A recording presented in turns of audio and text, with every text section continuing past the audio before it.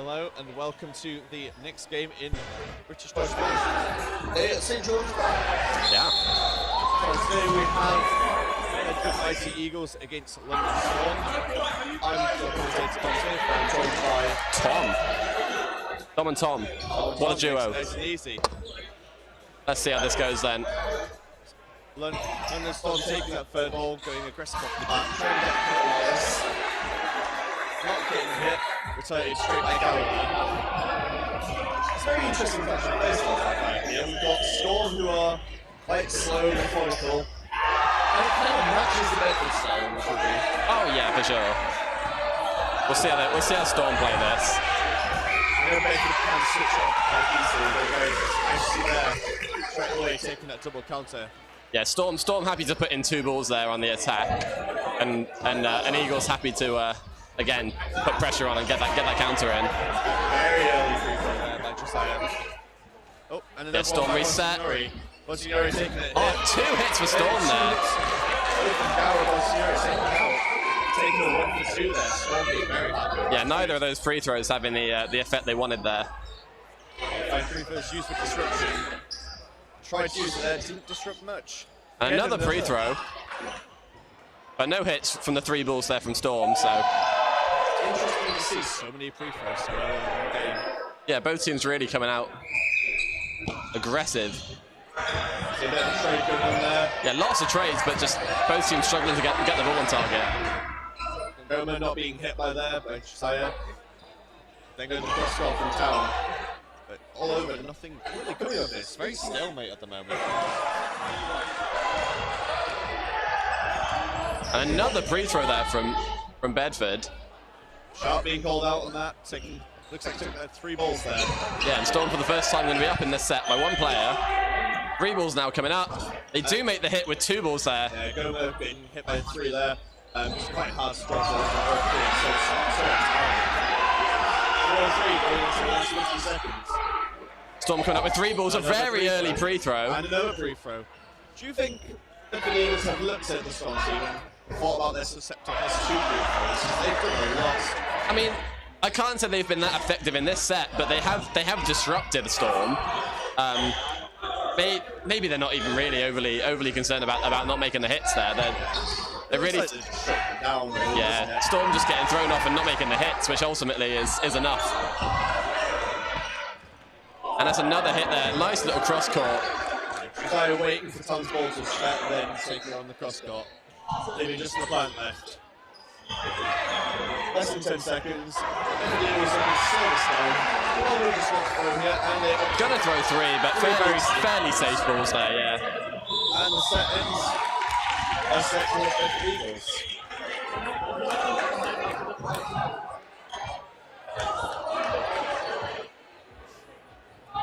Very interesting first set. You usually find free throws used towards the end of matches, so it seems that's getting weird. But Bedford Eagles instead opting to use it very early, almost to test the Storm's ability to block and survive. I mean, at the same time, though, it's important to put that early pressure on, because then throughout the rest of the game, all those little fakes when you're in up to throw just means a little bit more, yeah. So it wouldn't surprise me if things slow down a little bit here for Bedford Eagles. Unpredictable, it's just working for it. See, now this set, a lot less free throws already. Yeah, I think Bedford Eagles much happier to take these singles here. Storm showing us last set, they're quite happy to make a 2-ball attack. Yeah, Storm very well in this game.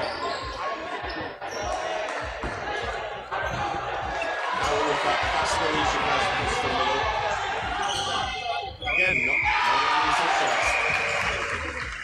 3 balls on the Storm side, Gower price pressure.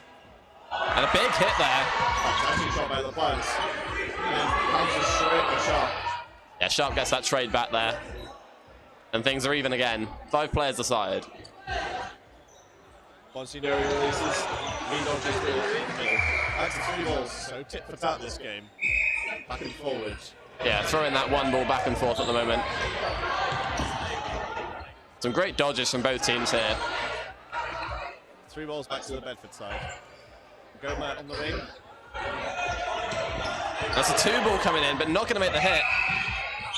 No hits with the counter either there. Smith able to just get low there and block. Get rid of those 2 balls quickly.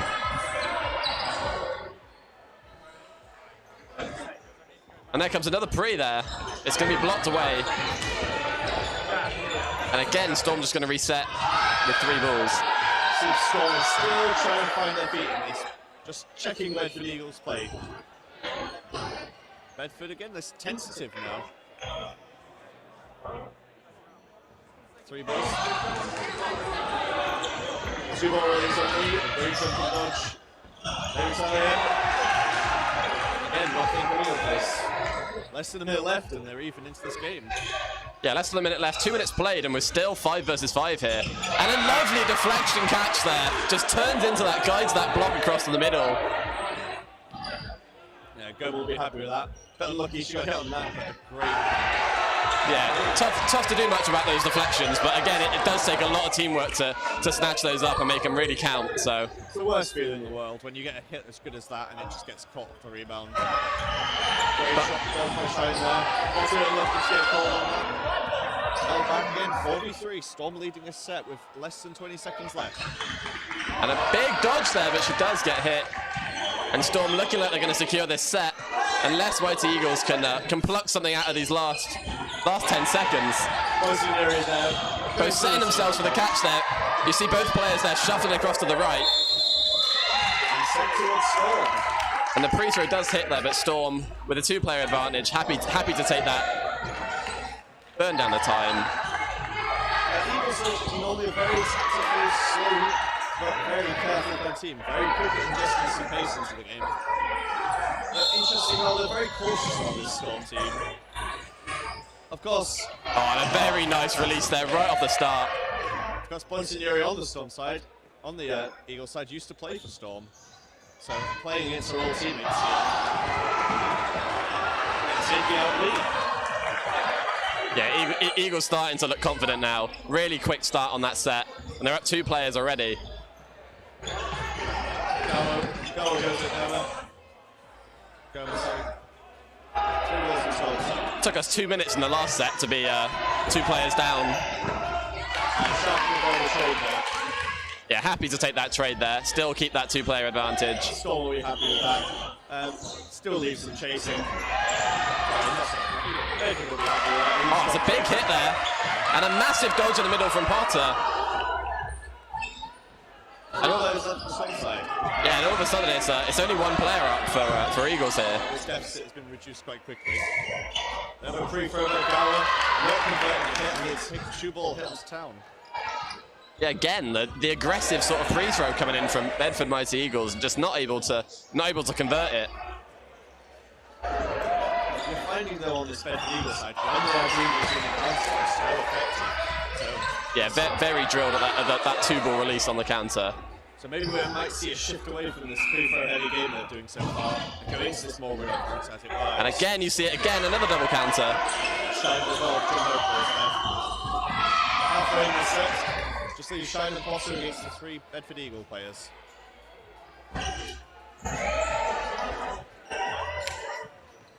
Storm with a lot to do now. We say it as only 1 player down in this set. Yeah, Eagles are very good at making this difficult though. They will burn this time. Oh, and there's the catch. Don't into the ball, so Gower behind him can easily take that scoop catch. Yeah, in all fairness, nice attempt at the cross court there, but the pressure wasn't quite there to draw the eyes of Gower on the left. And they go for the double running and take out Shine. Yeah, another strong counter there. That's the first 3 sets so far. Sean looked like they were starting to really struggle to get into it. I think that really aggressive quick start play style Bedford Eagles came with has drawn dividends that set. Yeah, Mighty Eagles just taking the lead here, 4-2. It's a bit of applause while we get rid of Let's see if there's another quick start then from Eagles here. Yeah. Looks like Talon's gearing up for it. She goes for the cross court and can't jump over it. Yeah, not able to make the hit this time. Storm are going to take 3 balls here. Huge lead by Bolsonaro on that side. Big pressure coming out now. And 2 balls, but neither of them are going to make the hit there. Overhead. Yeah, Storm going to collect 4 balls here, and the 5th. And goes to the IKEA table and the table collapses. It's my favourite dodge too, so I like to see it in play. Unfortunately, that's escaped him on it. Sanders just pausing the time. Yeah, quick pause the time. Quick pause time, discussing something. But yeah, Storm taking the early lead in this set. We'll see if they can hold on to it here. Yeah, one player up in the set. Again, could go either way still. There's still plenty of time. Players being called out. Nothing fancy on the rest of the Irish has gone out. However, now it's you.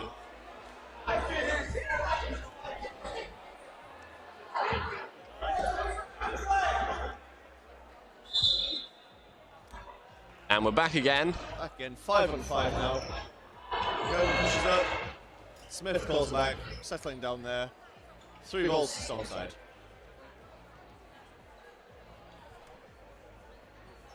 Oh, not quite managing to get the catch off there. Turning herself away from that ball.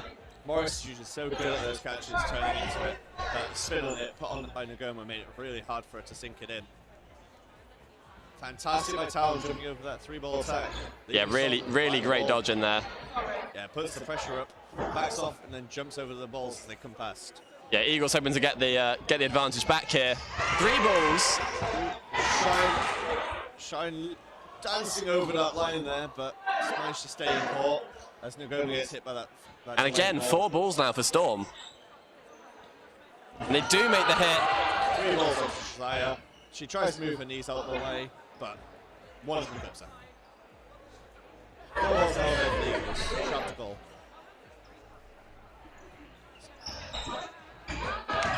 Storm are very happy to not put too much pressure on there. A couple of fakes from the back, and then just take the ball possession instead. Yeah, Storm really backing themselves, dodging there in the middle.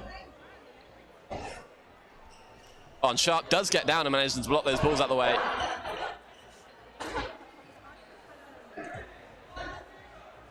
Four balls now to the Eagles side. Again, amazing dodge by Massive dodge in there in the middle. That's the reason Storm are managing to stay up in these sets. Absolutely. Just collecting the 4 balls. Bedford Eagles are happy to release 3 balls there at Smith, hoping to get that hit. And a quick free throw. We haven't seen them working great for Bedford here, but Sharp does manage to connect there. And it seems to be the only way they can get Smith in this game. She dodged so well for the multiple attack. 3 balls to Storm. Going into the last 10 seconds, a hit here will bring Just the 1 ball coming up. Nope, seems both teams happy to take the draw. 10 seconds called. So our time's going to be a bit out. We've got... And 3 balls being thrown there. 3 balls they've got. About 5 seconds left on the clock. And time's up. Storm happy to take that draw there. I'd like to see the last second rush there, really with the 5-ball attack trying to get a hit, but Storm won't like to take the draw. About 2 minutes 15 left in this half. Again, very even this start.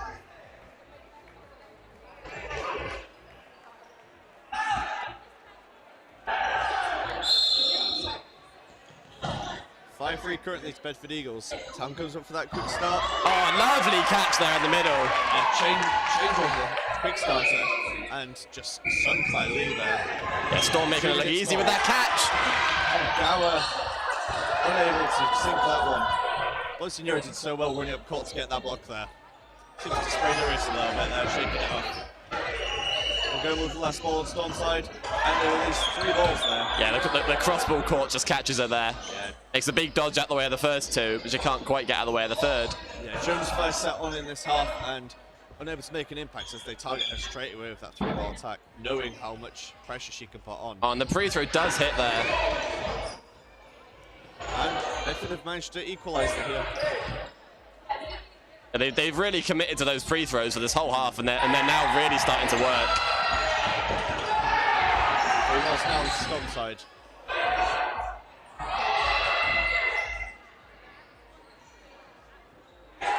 There it is. That's what we were saying earlier about Morris able to turn and kind of really get all the way to the middle. Yeah, ball comes in off centre. She just turns herself and catching out there, I think.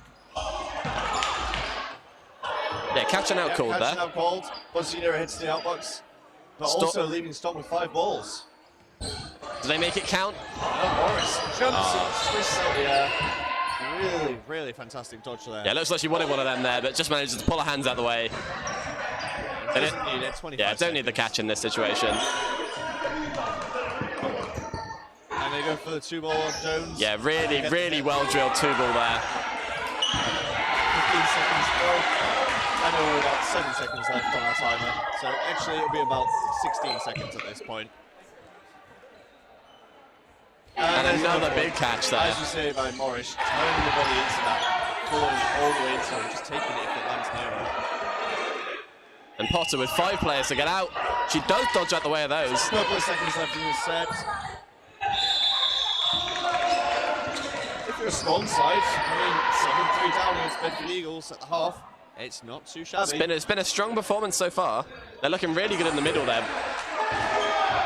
I think if Storm can react to these pre-throws in the second half, we might see a big shift. Yeah. We are seeing the pre-throws really start to work for Mighty Eagles here. We'll just see how Storm sort of switch up their tactics and see how they respond to that in the second half here. I say Tara Jones only coming on for 1 set in that half and instantly been targeted with a 3-ball. A very, very high impact player, Jones, so it'll be interesting to see what she can do once she's getting into these sets. Yeah, absolutely. Looking at the Eagles side as well, they've got a couple of subs not on at the moment. Sorry, I don't know second last names. But Eagles don't tend to rotate their subs too much. They're very confident with their starting 6. And in a game which is still quite a close game like this, would you expect them to really be changing the lineup at this point? Yeah, I mean, like, Storm is still very much in this game. Absolutely. I think this first set of the second half is really going to decide the rest of this game, I think. I think if Mighty Eagles can take it, then I think they're going to look really confident. And maybe knock Storm's confidence a little bit, but we'll see. And on the other end, a win from Storm, and things are almost squared up again, so. Storm is currently sitting around the mid-table area, whereas Eagles are currently sitting in 3rd. Eagles could push towards that top spot if all goes their way. I think they'll be wanting to take a win here to really try and cement that first, second place. I don't think mathematically they can lose a medal at this point, but it is wanting them to get into the top spot, which I know Eagles are driven for. Whilst we're pausing this court, we'll look at the other courts. We've got Stafford Raptors against Bedford Rangers. That's a bottom half of the table clash. I think it's a big game for towards the bottom of the table here. Yeah, both teams are pretty much neck and neck at this point in the game as well. On the men's courts, looking at Men's League 3, we have Norwich Nighthawks 2s against London Saints and Hartlepool Mavericks against Virtue Neophytes. So a huge range of games going on today. I would say that these 2 games on these weekends are very, very important. Say bottom of the table area and top of the table. Yeah, for sure. End of the day, we might see some new teams creeping. New teams, that's the table. one. That's the word. New players. I mean, new players as well. Comes with the teams. Mason, our head ref here, just standing court, waiting, I think, for some new line refs trip here. There we go. Starting into this second half now. So into the second half, Bedford Eagles, are currently 7-3 up. Let's see if they change that style from that pre-throw heavy style they started in the first game. Oh, really nice cross got there. Nagoma not able to block that ball there. Jones once more sucked off. Maybe she's coming with an injury. The Storm do respond with another hit on their attack there. And we're even. Very good hit taking out Josiah there. Very precise 2-ball hit taking out Lee. Some big movements there. Just managed to draw out that dodge and then make the hit. Gower and Gower and Sharp now with the balls, and a beautiful hit there, taking the toes off of Gower as she jumps. And again, Storm managed to respond to even things up again. Storm have given away 4 balls here though. Yeah, we'll see what they decide to do with this. It's going to be 2 balls. And the third comes late and does manage to get the hit onto Smith there. He held the judges really well there to get under those balls. But then, once he stays up high, puts the pressure and takes the hits. Yeah, Storm weren't quite ready for that late release on the third ball there. It was a very aggressive play, a very risky play. If Ponsonura had missed that, she'd probably be dead to rights in the centre, but she gets that hit on the running player. Oh, and Town with that cross-body shot. Yeah, really strong hit there. Just planting that ball on target. Yeah, Yeah, Bedford Eagles seem to be settling now into this game. Block call by the ref. Shine jumps over and blocks between the legs there. Sharp applies pressure. 4 balls onto the Storm side. Block down. Yeah, nice attempt at the cross court there, but ball just bouncing a little bit short. They have 4 balls in there. Opposite to release single. And there's a 2 ball from Mighty Eagles, but it's not successful this time. Once more 4 balls onto the Storm side. You'd look to maybe see a double ball release, either at ball or just off ball here. And they go for ball. Yeah, Town just turns away from it. Yeah, Eagles are more than happy to just settle down into this now. 45 seconds remaining. They can afford to just slow the pace down. Just avoid throwing any catches. Or Sharp can just take all the catches. Yeah, that works. A really strong hit. Yeah, steps to aggressive, takes out knee hand, and then just plants herself and takes the catch. I think that's a lot more of the big Bedford Eagles we kind of imagine, that aggressive, going for those catches and aggressive counters. Yeah, they're such a strong individual team, I think. Balls again, Town goes for the quick start, again no success. Storm doing very well to keep their eyes up, ready for these quick starts this match. And that's a really important hit there. And Storm are going to take the advantage by 1 player here. Yeah, she backs around and goes heavy onto Town. Another vital set for Storm here, I think. They want to stay in this game. This is a set they really need to be winning. Gower applying pressure up there. That is in fact not Dix, it is Gower. She's just borrowing a top. 2 ball release. Bonsignori getting clipped on the leg as she drops there. Storm leading now in this set. 1 player advantage.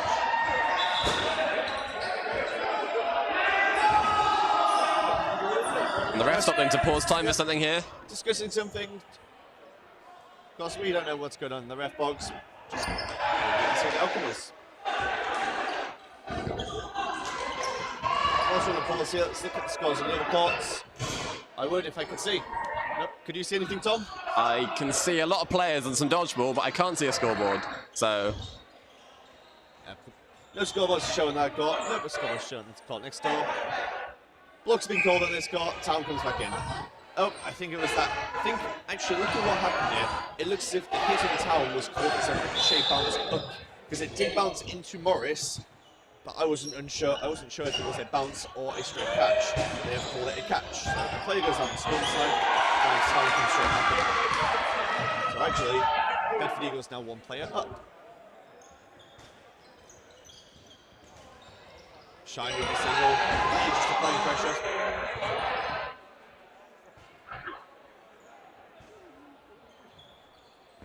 Storm go for the free throw this time. yeah, nicely timed free throw, but just Mighty Eagles just happy to get out of the way of that there. Oh, apparently my audio is a bit funny. Let me know in the chat if it's still a bit funny. And Storm reset for 4 balls here. The other mic sounds great though, Tom, so you're sounding great. Ah, lovely.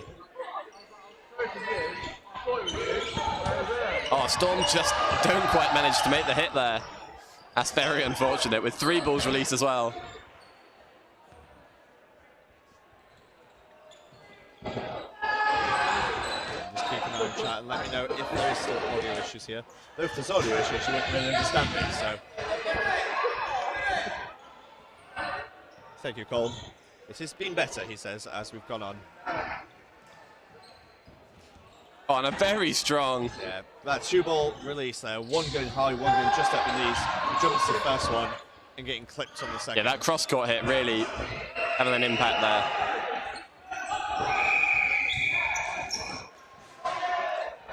And Sharp just setting herself for that catch there, and Storm not backing themselves enough to go for that. And Morris drops and takes that catch there. And yeah, tries to get away after dropping in the middle. Alan picking the ball and going straight for her.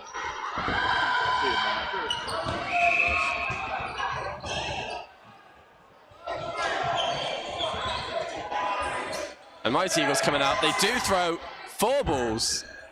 Fantastic touch there by Lee, managed to duck under those 3 balls.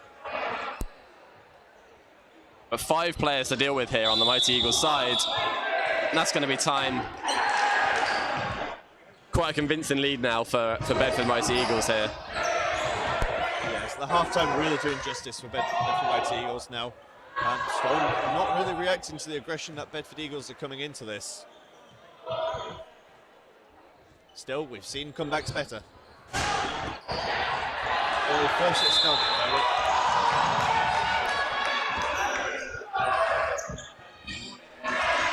And that single ball from Bonsignori, tracked straight away by Talon, who takes that catch in the middle.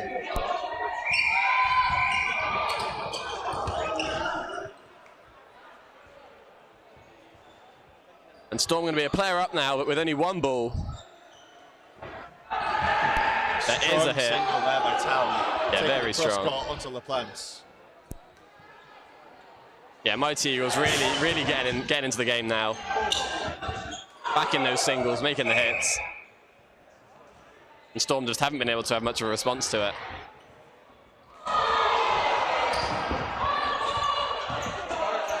Eagles coming up with the 4 balls. With the attack there and releasing to give Storm 4 balls. They punish Morris in the middle there. However, once again, giving away 4 balls. Yeah, Storm really need to start making hits here, especially with 4 balls. They should. At this point in the game, they've got to be guaranteeing that hit in the middle. There's some great dodging there.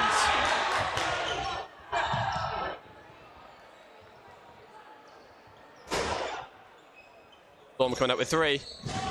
Some big fakes there. But 2 balls from Mighty Eagles are going to hit the target. And Sharp manages to catch that deflection, goes straight in the air, and Storm just...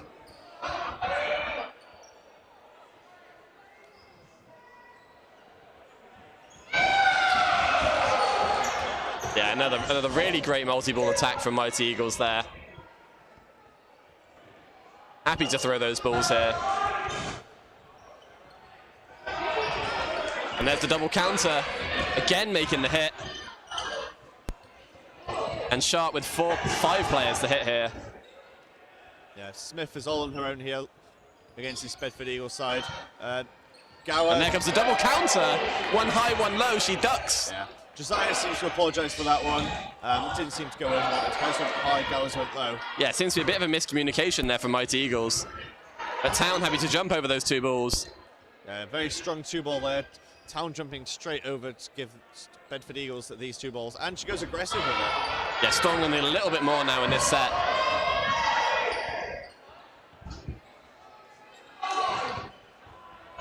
So we have no idea how long's left in this clock. We'll wait for Headref Sam to tell us how long's left. Can't be long left. We're looking probably into the last 30 or so seconds, given how well they're playing. Yeah, about 15 seconds left of this set here. Yeah. So around 10 seconds left now. A dodge And by big LaPlante. dodges. She They does need get to be going under. for these catches though if they want to win this set. A catch here by Storm would have drawn it, and Bedford Eagles take that. Yeah, Bedford Eagles now with a 5-set advantage. Storm are going to call a timeout here.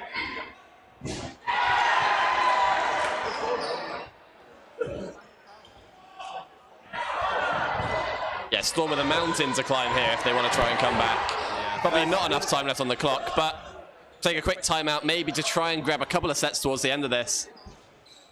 Yeah, just shy of 5.5 minutes left. 5 sets down. It's going to be a real tough time for Storm to get back into this, but it is not impossible. Yeah, the Women's Super League extremely tight this year. Like any points here for Storm are massive. So even if they can just claw back 1, maybe 2 sets, that could give them an extra position later on. Whereas Bedford Eagles have quite a good set difference, even though they are sitting in 3rd. Of course, they want to get a higher set difference to really push that top spot, but a win here is enough on the medal to start pushing them forwards. Yeah, we'll see how Storm come out of this timeout. See, we've got a timeout on both courts. Looking at the Rangers Stafford game, we've also got timeouts over there. I'd like to see Storm coming out of this timeout very aggressive and trying to get some hits, really trying to push forward in these sets, but they could also be looking at damage mitigation at this point, because set difference matters going both up and down on this table.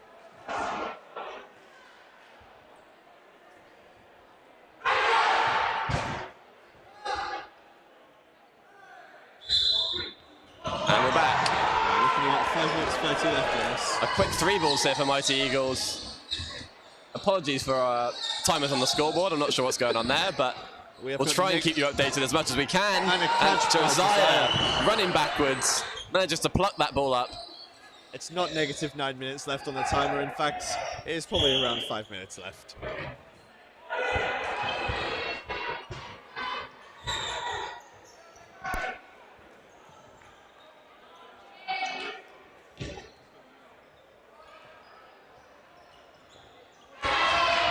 And a massive catch there. Storm are going to actually take a player advantage here. Yeah, taking out Sharp there is a huge swing. She's such an aggressive winger on that Bedford Eagles side. And another hit there. Morris looking for that catch, just sticks her hand out, but she can't secure it. And another hit there. A very aggressive swing. This is Mighty Eagles just getting caught a little bit far up court there. Yeah, Jones and Smith going very aggressive and taking these hits on the Bedford side. They're going to settling. 3 balls now into Storm. Looking forward to see a 2-ball release here, one of these. And there it is, the delayed 2-ball coming out, but an easy block there from number 6. Yeah, 3 balls back into Storm side. It's interesting pressure applied. Want to stay in the set, probably not to give Storm too much leverage in the set. Yeah, we're going to see 2 balls from Storm there, and 2 balls response there from Mighty Eagles, but no hits. Storm still keeping hold of this advantage. Oh, and they do make the hit there, Storm. Looking to take this set here. Just number 6 left on her own. It's going to be 4 balls from Storm. And she blocks one in the air. But a very strong block. And a very safe single, keeping it away from any catching points. Yeah, Mighty Eagles with a 5-set advantage here. Just quite happy to play at the time. Storm looking to push things. Oh, and they take her on the shoulder. Yeah, she does manage to single out that 1 ball there, but can't quite secure it. Yeah, around 3 minutes left in this match. Oh, look at that. Exactly 3 minutes.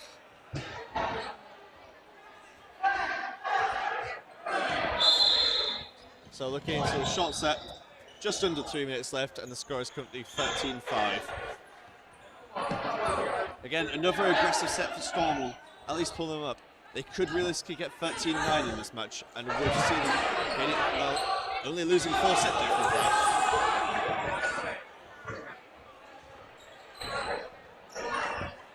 Safe single by Lee, bounces just in front of number 6.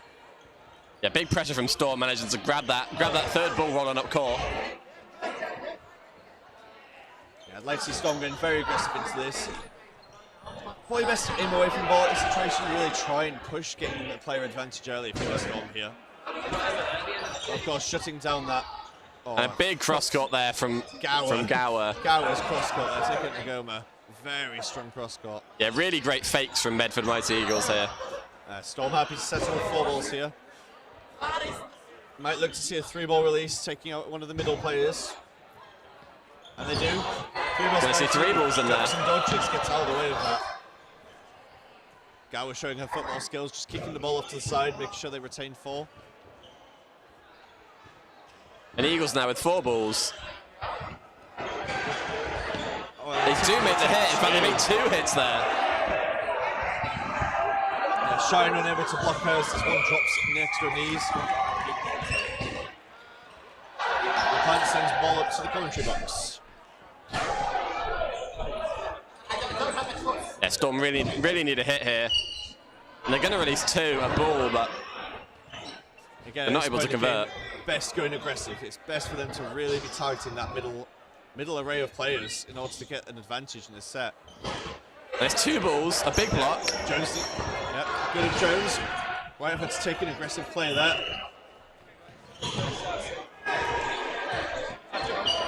We'll see what Storm can do in the closing moments of this game. And they take 2 balls, taking out. They do manage to make the hit there, but still 2 players separate these teams. free throw And the from Jones. free throw does connect. Takes on Josiah, but they follow on with the cover shot, taking Jones straight out. Yeah, the 1-for-1 is going to favour Bedford here. Just Potter in the plan. And another free throw from Storm, but That's what I was talking about earlier. When it's this point in the set, you'll see a lot more free throws coming in. Another free throw there from Potter. Play 2 is on. lovely shot there from Sharp. Just managing to catch the feet. Yeah, tracking LaPlante as she jumps there and taking that hit on the foot.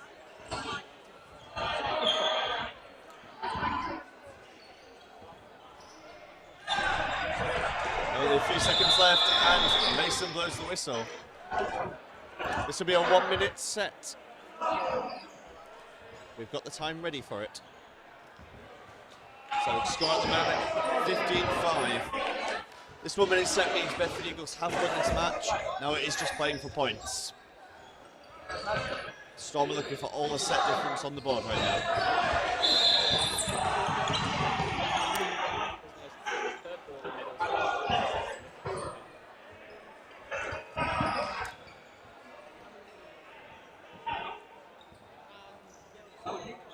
And 3 balls there thrown from Mighty Eagles. 2 of them are going to hit.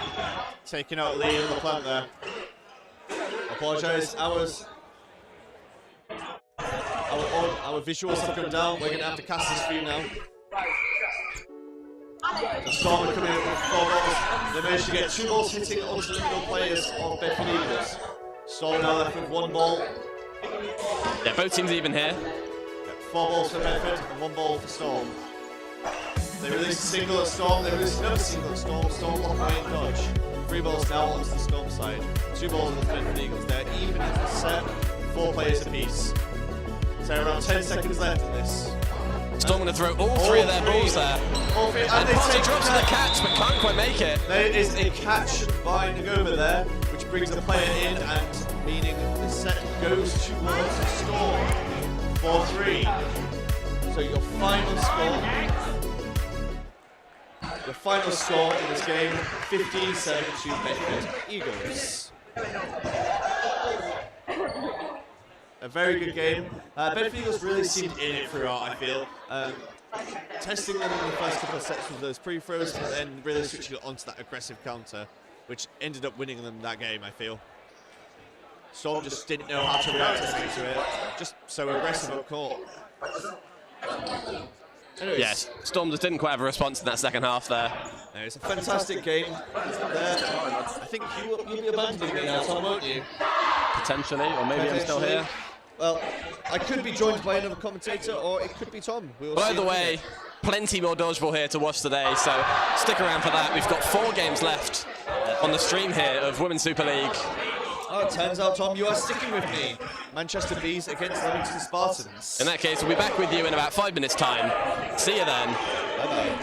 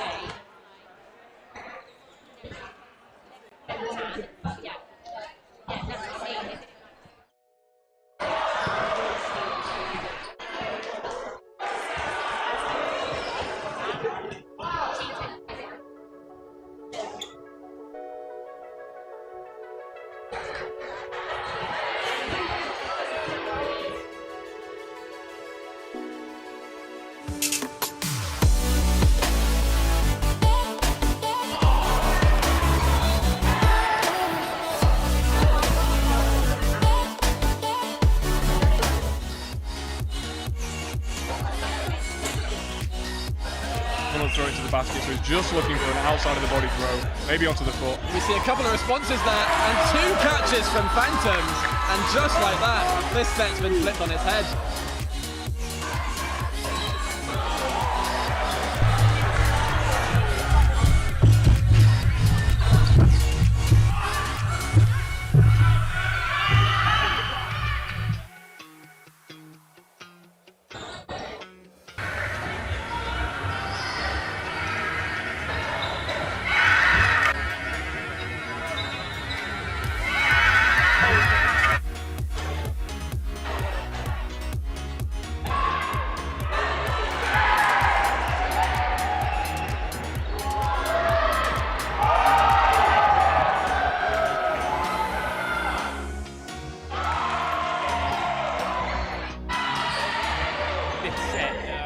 Devastating.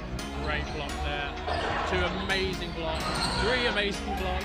And a catch from Finley Britnell-Craven to take out Joe Brown. And that is a great read from him.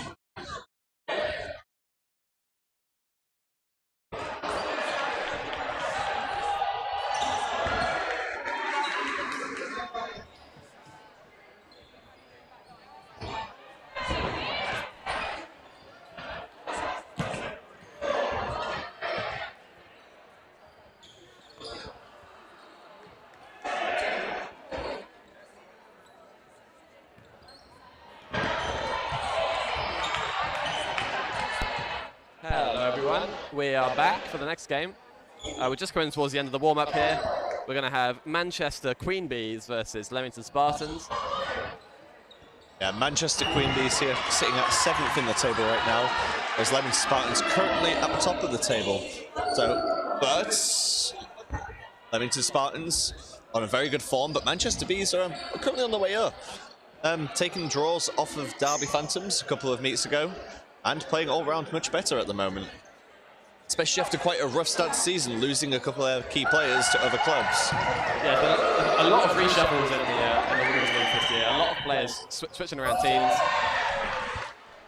Absolutely. I mean, looking at the Spartans lineup, it seems pretty similar to what lineup we usually see on the Spartan side. They usually come with a very, very aggressive play style. It'll be interesting to see what happens. Bees, for the first time in a while, have Hind back on their team. And usually quite a good dodging survivalist team, very hard to hit. So we'll see how the clash of playstyles works in this game. Of course, you're joined again by myself, Dom, and Tom again. Dom and Tom. So the second time today. A combo you'll get used to. Right, the teams are lining up. And we're off. Spartans managed to take that middle ball. And a quick attack from Barrington, managing to get that hit in the middle. And another ball released. Yeah, Spartans again going very aggressive off the bat. 3 balls now into the B slide. A much slower side, the B's team, more cautious and calculated. Spartans very much up and gunning, more than welcome to just take aggressive Spartans trades. looking confident off the start here. McCarthy pushes forward to his single, Bignell goes to counter, takes that counter. Big hit there, ball goes flying into the air. Great McCarthy power there. looks up, hoping that ball's catchable, but that ball's long gone. The power of Bignell there, sending it straight up into the sky. Pre-throw there by Jones. Yeah, early pre-throw, B's going to collect 4 balls. They can't make the hit, and another pre-throw comes in. Really well timed from Spartans there. Creating a bit of chaos in the middle, and B's just get caught up. Barrington can't quite get hold of that ball before the ball comes in from B's. Barrington disarms her, she goes to look to counter. Fake release, White sprinting up court, covering there as Bignell releases. Yeah, Spartans looking like they're faking that double counter there. You see White coming right across that left side. In a slow, cautious approach there by the Bees. Safe signal from the middle. Yeah, safe block in there. A very aggressive push up there. And again, just a very safe dodge out of the way.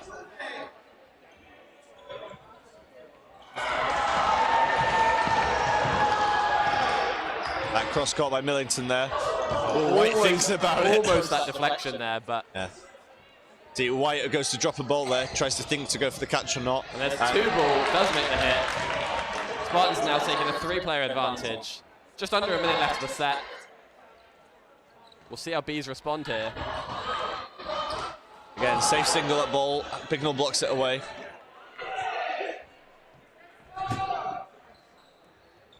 Yeah, Millington just steps out of the way of those 2 balls there. Yeah, 3 balls now onto the Spartan side. Very comfortable start so far for Spartans. However, catch could swing it. Early pre-throw there from Very Bees. Spartans reset. They're going to go up with the 3 balls, and they do make the hit there. Fantastic hit there, taking out Payne. Very clinical Spartans. Yeah. 1 ball to the left, 1 ball to the right. She's not catching that with ease.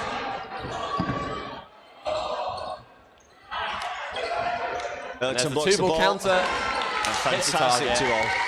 Taking out Davies there as she slides under.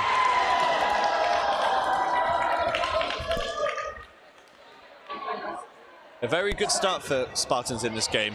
Coming out swinging, coming out very aggressive. He's trying to slow that pace down, but it's hard given the speed of these players on the Spartan side.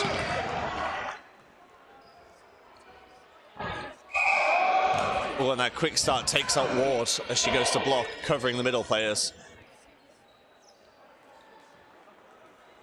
And B's now coming up with 3. Not able to connect the single. Jones putting a lot of pressure on that wing before stepping back and taking that easy block. Single from behind in the middle.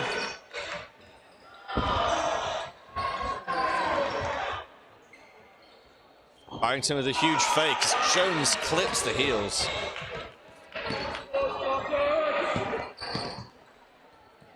Three balls back to Spartans. Barrington goes to the cross court. McCarthy tries to re-counter and White blocks it away safely. Two-ball attack, great tracking by Millington there, taking up the knees as Hine jumps upwards. Yeah, Spartans really making these 2-ball attacks count. These are playing this very... And a massive catch from Bignell there, just turns herself into it. And Spartans very quickly with a massive advantage in this set. Comfortable start so far for Spartans in this. What can McCarthy do 1v6? And there comes the 2-ball counter and it hits. Yeah, Spartans looking happy with this. A win here, getting good set difference, will put them firmly at the top of the table before their game later against Derby Phantoms, who are currently sitting in second. Yeah, quick set there from Leamington Spartans again. Only a minute and a half.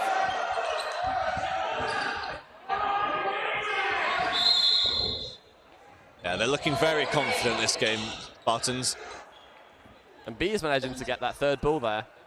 I've seen a sub on the B side as Blue steps on court. Meg taking a rest. And that pre-throw by Barrington into that dodge.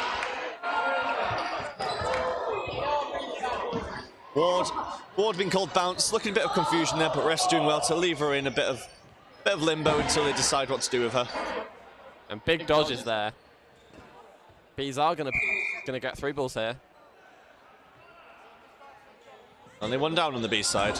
And Bignell once more takes that catch, watches it all the way, tracks it into her body. Yeah, Bignell making himself a dangerous target in the middle there. Jones with that spinning. A massive jump court. there, manages to dodge that ball for Barrington. As unseen on that right wing, Blue takes a catch from Bignell. As Wrigley runs forward, she drops her ball and goes to that running attack. Yeah, Jones trying to sneak in a quick single there, but Bees are ready for it. Block it away. After all that commotion, now Bees are even in the set with Spartans. 3 balls on their side. White with a fantastic... And 2 balls not able to hit. The double counter from Spartans does hit. Davies jumps early and the tracker on their way up, taking out a hit on the knee. And again, Spartans taking an early advantage in this set. The throwing effect that these Spartans are possessing at the moment is really shifting the tides of this match. It is oil and water, 2 teams of completely different abilities, as in play styles. Spartans very, very high aggression on their throwers. Bees more calm and slow and methodical, waiting for moments like that to take aggressive plays. But Bees come out on top after that exchange. They managed to even things up here. Some really great dodging. Again, evening the set. 4 balls on the B side. Early pre-throw from Jones. Barrington jumps over on the Spartan side. Disruption works. Pre-throw does its job there. Yeah, it disrupts that left wing of Bees. Yeah, Bees had to completely reset there and rediscuss the call. And slow and methodical walk up by Bees there. Ward with a single to the middle. And Spartans are now going to take 3 balls. We'll see what they choose to do here. It's 2 balls. 2 balls at Ward. Neither of them making the hit. Jones. And the double counter from Bees does hit the target. Fantastic. And Bees for the first time now able to take the advantage in this set by 1 player. I think that substitution making a huge impact for Bees. Blue is a very, very aggressive winger, going up court with a very strong arm. Yeah, Spartans just haven't been connecting these multiple attacks in this set. And Barrington with an early aggression. And hit has been called. It doesn't come out of it alive, and Bees do secure that set. I think actually it might have been called as a draw. It seems like the Bedford Eagles ref is calling this. Nope, Sam Mace has not seen it. It's going down as a win towards Bees.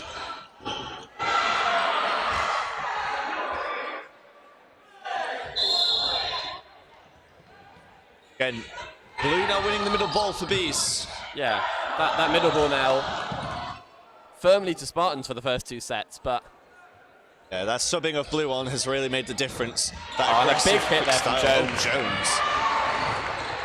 Jones got a very quick wind up, gets that ball behind her neck and launches it with some brilliant speed. Leamington dodges. Davies with the block.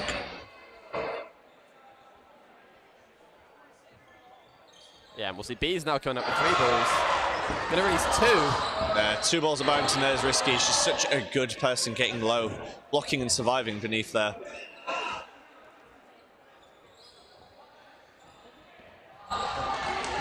2 balls hit on the B side. Very risky play there, giving 2 balls Spartans. released and 2 hits there. Yeah, giving Spartans that 4-ball attack was always going to be risky. Any team like Spartans is going to punish you for it. Safe single there from behind. White pressures up. An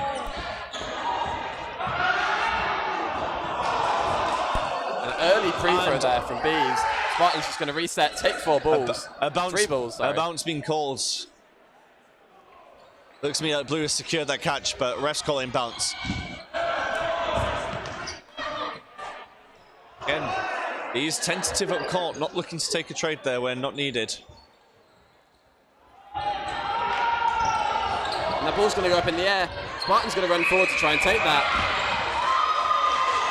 And brilliant dodge in there from Bees.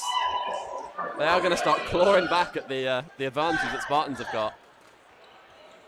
And now 2 players in it.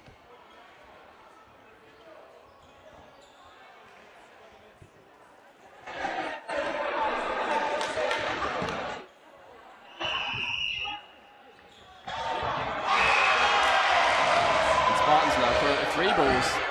That's the 3. A double counter does get the hit into Pickering there. Yeah. Pickering caught out by the speed of Blue's throw there. Bees continuing to fight back here. It's only 1 player in it now.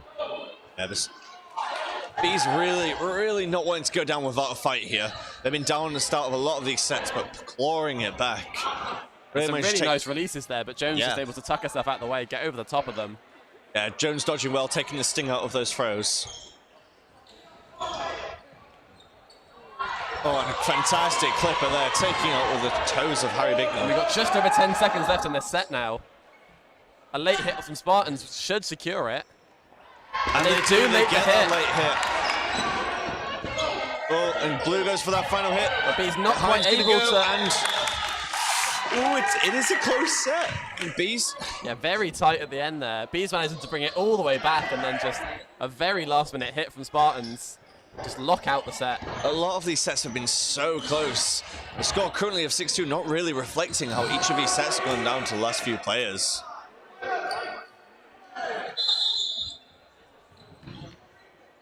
And once more, Blue takes that ball for the B side. A quick start from McCarthy gets the hit. Usually you see Spartans taking these quick starts, but B's taking it. Spartans here. Okay, so we now see Storch enter the court and Harper onto that right wing. Storch replacing Jones with that, both with a very quick release. Storch with a fantastic dodge when she gets to it. Harper with an amazing catch. He's sticking with the same look. Actually, say that. Nope. Hind has come off. And I can't see who else has come off. But B's also with a bit of a change-up. Both teams taking a change in their lineup going into these last sets. And Barrington charges up there, manages to get that block out. Yeah, taking that 4 possession ball. there from Bees. Good dodging it by Davies, just started stepping out the way. But they can't convert that possession there. There it is, we've got Payne and we've got Meg back on court. McCarthy with the solo. Davies blocks. Yeah, some strong blocks coming out this set. 3 balls back to the Spartan side. Barrington, Harper and Storch. Yeah, B's a player up here. And there's the pre-throw, which does connect onto Barrington there. Unable to block that double pre-throw onto her. And Spartans can't make the hit with the 2 balls. So small and agile, just ducking out of the way of those balls, finding it really hard to hit her. And again, early free throw from Spartans there. And a lot He's going to reset. But they're not able to make the connection. Ooh, very risky by McCarthy there, going for that very late delayed throw is going to come, but it's also not on target. Probably for the best there. Yeah, Pickering was watching that come down to her. And 4 balls from Spartans. And the pre-throw there. Not able to make the hit. B's going to hang on to this 2-player advantage. Coming up with 3 balls now. Yeah, good advantage for Bees in this set. They just need to keep it away from these Spartans catches. Storch clipping the side of Payne as she goes to block.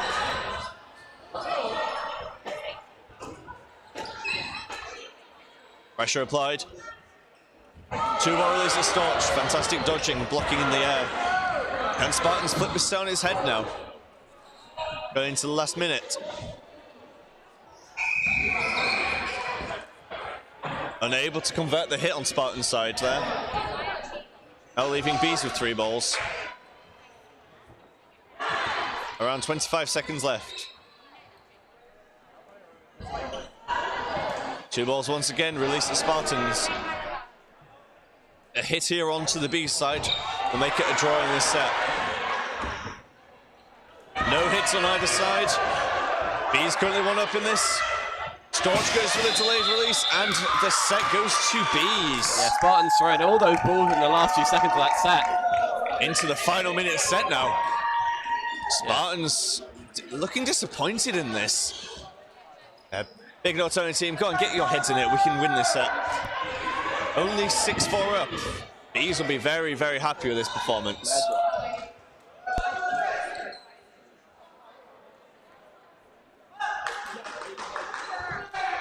Now you can see on the B side, morale is high.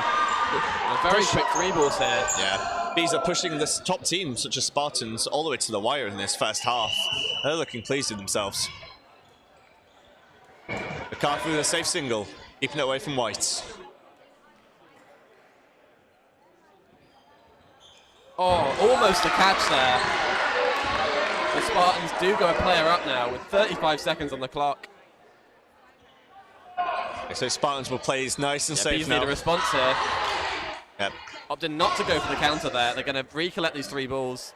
Yep, less than 20 seconds for Bees to get a hit here to even up in this set. Barrington blocks it safely. Yeah, no connections from Bees there. Spartans now taking 3 balls. With 10 seconds on the clock, they're looking just to burn this time down. Looks like a line fall has been called, and a catch from Pickering. It's all gone wrong on the B side, so they get 2 players down. With 5 seconds on the clock. Very safe from Spartans there to lock up that set. Very clinical final set there from Spartans in this half. A lot more confidence showing in there. He's a bit disappointed in themselves not to get those hits in the final sets. And at half-time, it's 8-4 to Spartans here. Bees managing to stay in this one. I can say 8-4 against Spartans is a very respectful score to start with. Be nice to see Bees take some of that momentum they still have from the first half and really try and transfer that into winning some of these final sets. They seem to go down really early on in sets, which in minute sets like that punishes you. If they can go aggressive to start with or survive a bit better in the rushes, then you'll see their sets going more in their favor.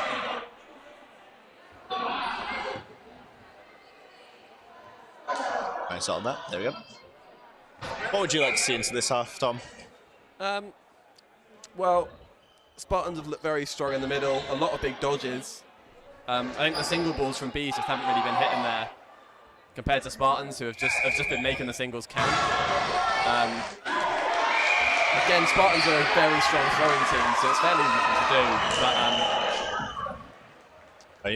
But Bees either should really look to make these singles, or if that's a bit of a struggle, maybe try and force some counters, force a little bit of chaos in the middle. Yeah. There's a couple of moments in the last half where a bit of chaos in the middle, and Bees did come out on top. So yeah, it seems Bees are finding it really hard to kind of force themselves away from these catches, because Spartans are a notoriously strong catching side as well.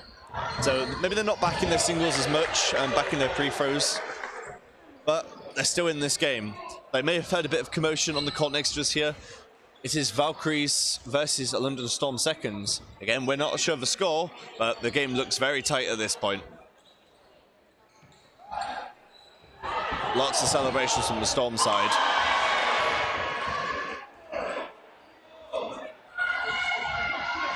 I think this is a big game for Spartans mentality-wise, because they're going into this game, it's first versus sixth. However, after this game, in a couple of games' time, they're versing the second seed in the current league, which is Derby Phantoms. And that's first versus second, which realistically decides the title. So with Derby watching this game from the sidelines as well, they want to be showing their strength at the moment. They want to be getting a good lead. So it does mean a lot, this game. Plus Bees, it's redemption after this tough start to the season they've had. Yeah, we're not seeing many changes from the Bees here as far as their lineup goes. Now Payne and Davies has now come off. Spartan side. Yeah. Again, very similar team, I don't think. So many changes over there. Yeah, Jones and White are still off the Spartan side. Leamington, I think, has re-entered the cot. Again, free sides to the Bees. Blue winning that middle ball very efficiently. Blocked away by Barrington on the right wing.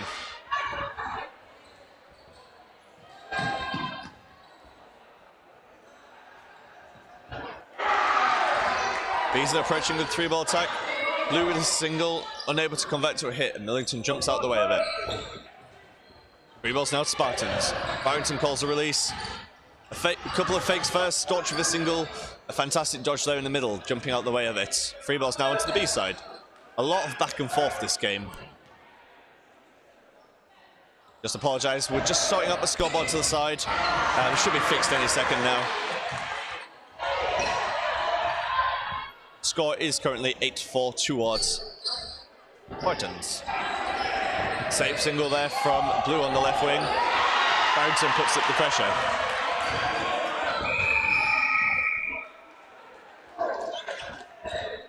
Pre-throw by Blue, play ball on the Spartan side. Yeah, Spartans always happy to reset there. Reset, play 2 balls.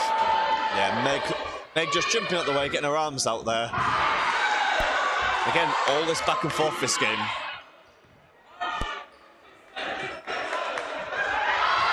Single from Hind. Ooh. Very aggressive throw there, going for the shoulders of Hind as she jumps.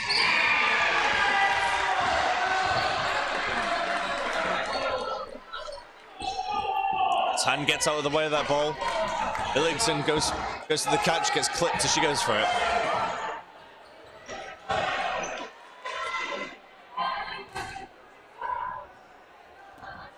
Middle ball release there. And a lot of trading now happens. Tan gets hit.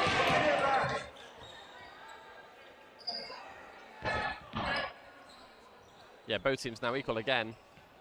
Barrington with a single. Blocked away by Strong Hind. single there, but a good block there down from Bees.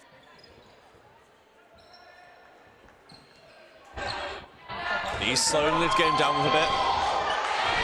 Spartans managing to connect those counters there. Yeah, throwing through that pre-throw there by Hind.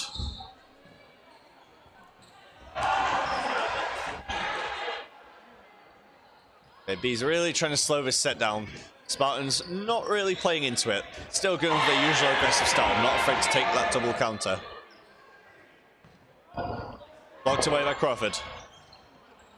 Single to Storch, who does a fantastic leap over them. Yeah, Spartans been really strong at dodging this whole game. Oh, and a bit of chaos there.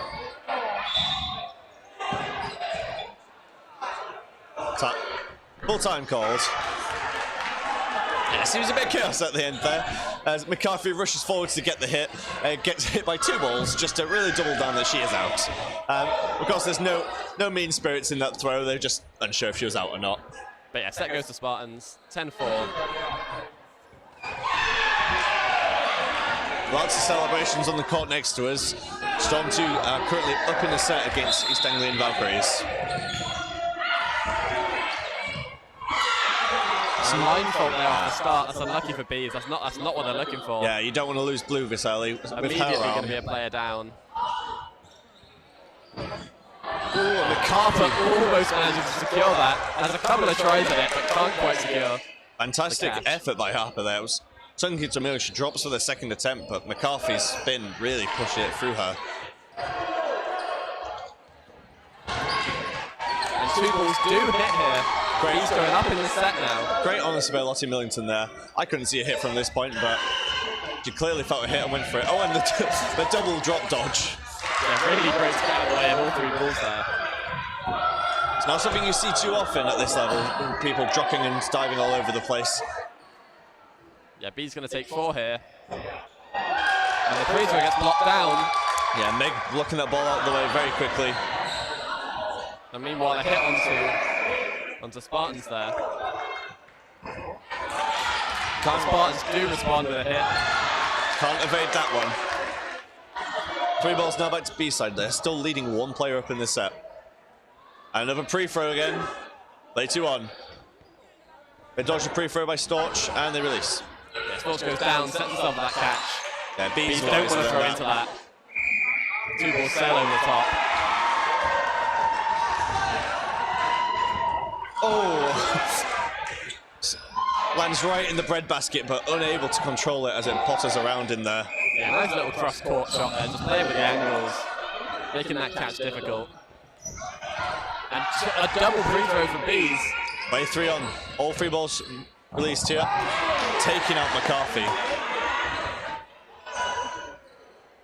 Now, this set has completely been flipped. Spartans have been chasing this whole set, and now they are one player up. Yeah, Spartans just been playing a safe game and just making those hits. Finally, this is a wild one there. And I think that's been the difference between the two teams this whole game, really. Spartans just being very clinical, making the hits count. Yeah, I think the throwing aggression of Spartans compared to Bees is really showing. The Bees' slow and controlled style isn't paying off here. Spartans are really forcing that play, such as they're forcing that play ball. Yeah, the strength of the Spartans throws as well are just forcing Bees to put in pre-throws. Yeah. To try and force things, and it's not coming out in their favour. The Bees' dodging has been fantastic this game, and they've taken up catches here and there. And Storch with a dramatic sliding dodge out of the way of that single ball. Yeah, really solid pre-throw there. Just 10 left. What can she do? Yeah, Spartans very smart, safe single, way above her head. I expect a reset here with a couple of seconds, and there it is. That's good time here. Spartans take another one, 12-4. A comfortable lead in this game. Yeah, just shy of 9 minutes left, 12-4. It's still possible for Bees. Still possible. Ball achiever Regan there, looking really happy to get the high fives and then been left hanging.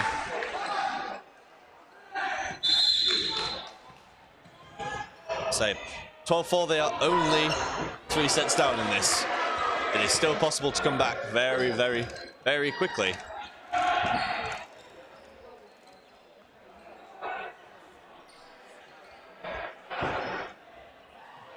Very good fake there. Amy Jones able to get up court for a huge fake to get the attention of the players and then reset for the 3.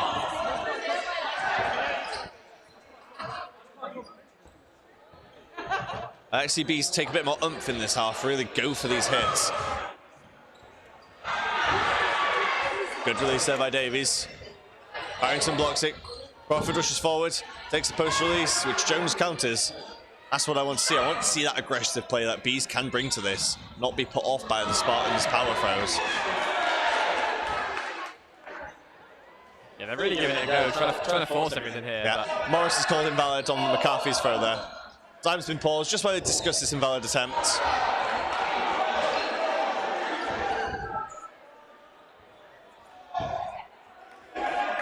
Yeah, time's paused. They just rested confirming that it was McCarthy's throw which was invalid, and then time's reset to the back. There we go. Spartans approach 3-ball attack. Save single from Harper. Barrington with a big hit there, and a dodge. Lovely dodges. Lovely dodge Spartans ball. there. So much trading going on, I love to see it. Ball's now to Spartans. They've come off on top of these trades so far. Oh. Jones clipping the heels of Meg as she jumps upwards.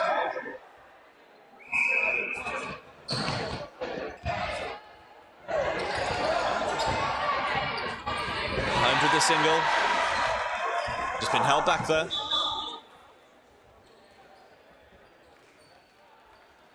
Time's paused, health and safety.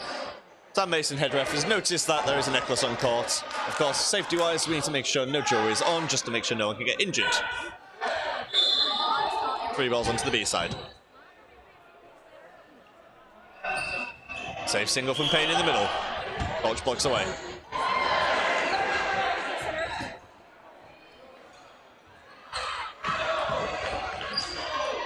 Another free throw from Bees there. Yeah, Millington blocking that pre-throw away nice and quickly. Make sure it doesn't have the desired impact. Cross court again by Storch. Lots and lots of cross courts this game. Yeah, Spartans really taking their time now. Happy to just play this game out. Walks away. It was Storch with a little weaving dodge, keeping out of the way of that one. Ball's now to the Spartan side. Yeah, Bees just handing over possession there. Payne chases. There seems like a bit of confusion from Bees there. Yep. The ball pops up, but they can't decide who's going to It's take not that over one. yet. Storch distracting her players. And once more, the time gets paused because of a decision. I think that right now, looking at what Sam Mason's pointing at, was Hind hit by that covering shot?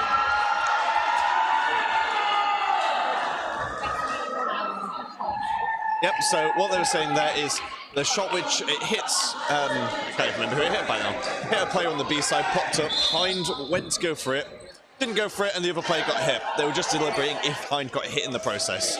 And of course, then she rushes forward, gets hit on the Spartan side. Fun fact, Hind is one of the only players in the country to make a triple catch. Nice. So, can we see that happen Now's here? the perfect time for one. Ooh, she looks for a couple, and she doesn't take any. Skipping away to middle to drop that ball off. Yeah, Spartans just building on their lead now. 14-4. Around 5 minutes 15 remaining. A comfortable lead now for Spartans. So Bees really should at this point be looking at damage mitigation. Yeah, like I've been saying, the middle of the table is so close. Any points any team can get here can make a massive difference. Shifting up position. Blue again, once more, that middle line. That middle line proved to be the worst enemy for Blue there. And a lovely deflection there. Oh, you'd love to see it if you're a B. You hate to see it if you're a Spartan. That deflection coming from McCarthy, taken by behind her ball. Really great awareness though. And she clips the shoulder of... Oh, there's so much going on. And she clips the shoulder of Pickering on the side, who then gets recounted and takes out it's not Turner, on the left side. 3 balls now on Spartans. Single ball by Storch, spinning down onto Meg there. Strong single does make the hit. And we're 3-0 with only about 40 seconds played.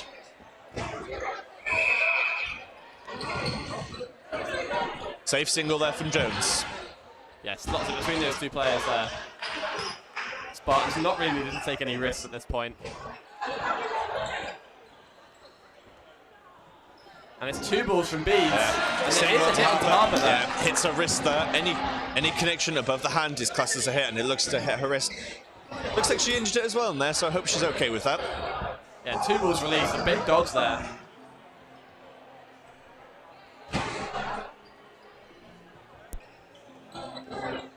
He's now coming up with 3. Play ball on them.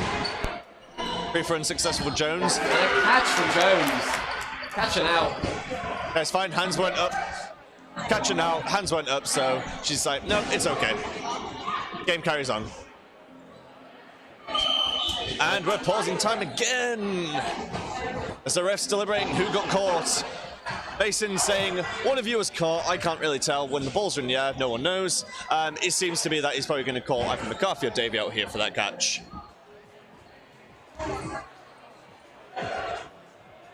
The refs are doing well here to pause time for any deliberations.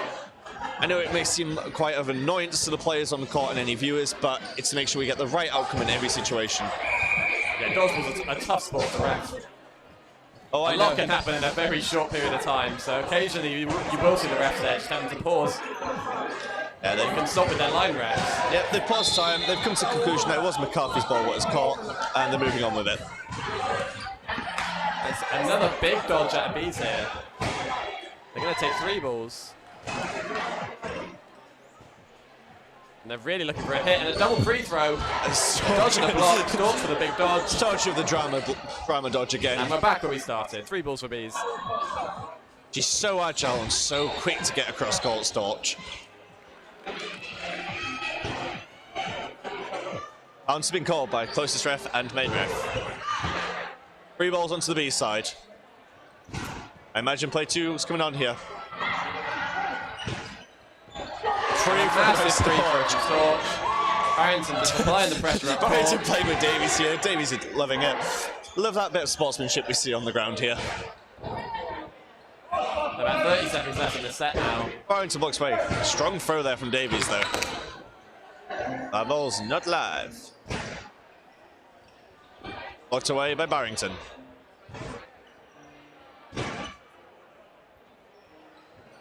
Blocked away by Barrington. Yeah, 3 balls on the Spartan left. This will be the last play of this set. Yeah, and very smart there from Spartans, opting to not do anything and just play out the time. We'll have a short set here of about 2 minutes. Yeah, Spartan's very aware of the time. And with less than 5 seconds left, no need to play a ball there. Yeah, Spartans coach there telling him to calm down, don't need to do anything. Around short set here, about 1 minute 50.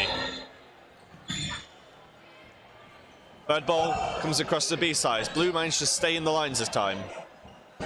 3 balls into B's. Goes by Very early turn. free throw. Isn't going to connect. The hit is cool. And the clip by Blue there.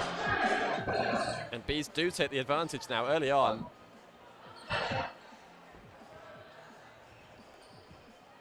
Hind with a single. Walked away by Barrington.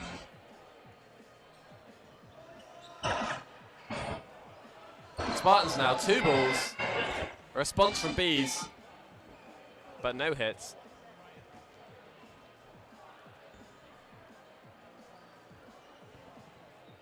Only one up on the B side. Lots of dodging there. And again, nothing. No hits. No hits, nothing. Around a minute left now. We'll see if Bees can extend their advantage. And they get that 2 ball. It's a really lovely 2 ball, but there is a response. It does clip down. It bounces just before McCarthy. Barrington goes to take that sweeping shot. Blue dodges. And a big catch and out there from Hyde, or catch and block.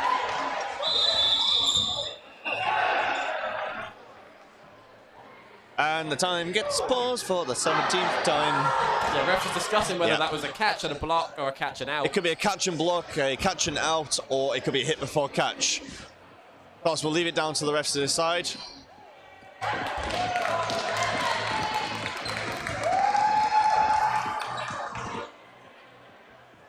Let's leave it to the refs to deliberate. And the Seems like decision that was in the set. seemingly goes in the way of Bees. Yep, and I guess that set was shorter And than that we is thought going it to be was. time. Final set does go in the way of Bees. 16-6 final score. I think if the Bees had come out as blaring as they did second half into the first, it would have been a much closer game. Spartans did so well just to control and manipulate the time that game. Yeah, Spartans was very good at making those hits all game long, really. Yeah, I think the Bees lacked the confidence to go for the catches. When they did, when the game was already over, if we'd have seen that when the game started, I think we'd have seen a much closer game, but very well played by both teams. Yeah, and that's a really good result for Spartans looking to go into their final game today. Absolutely. Big top of the table clash. Speaking all for us now. Yep, speaking of top of the table clash, I will be catching you later when I will be joined by another commentator for the Spartans Phantoms game. But until then, I'll be leaving you. You still have the safe hands of Tom, but farewell. See ya.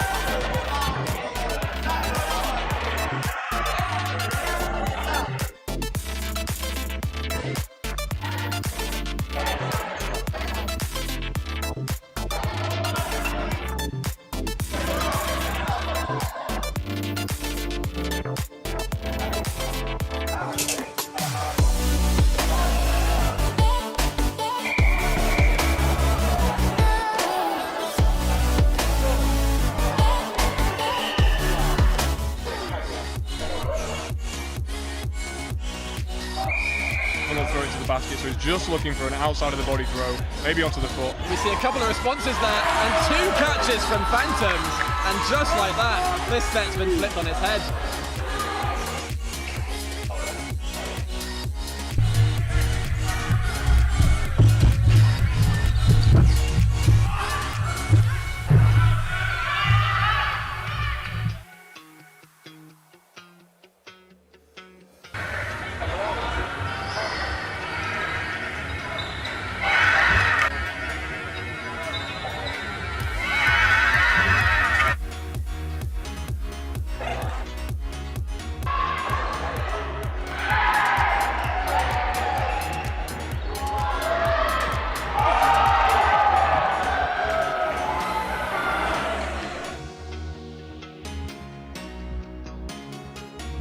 This set could be devastating. Great block there. 2 amazing blocks, 3 amazing blocks, and a catch from Finley Britnell Craven to take out Joe Brown. And that is a great read from him.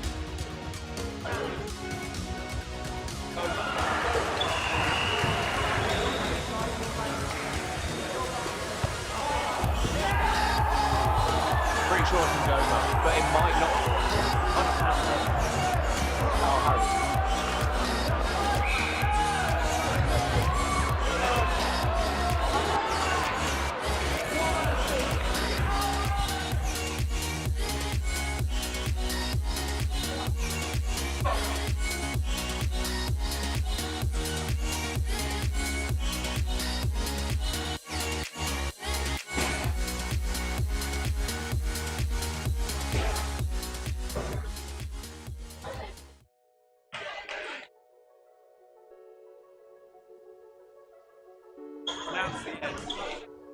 Right, Goma.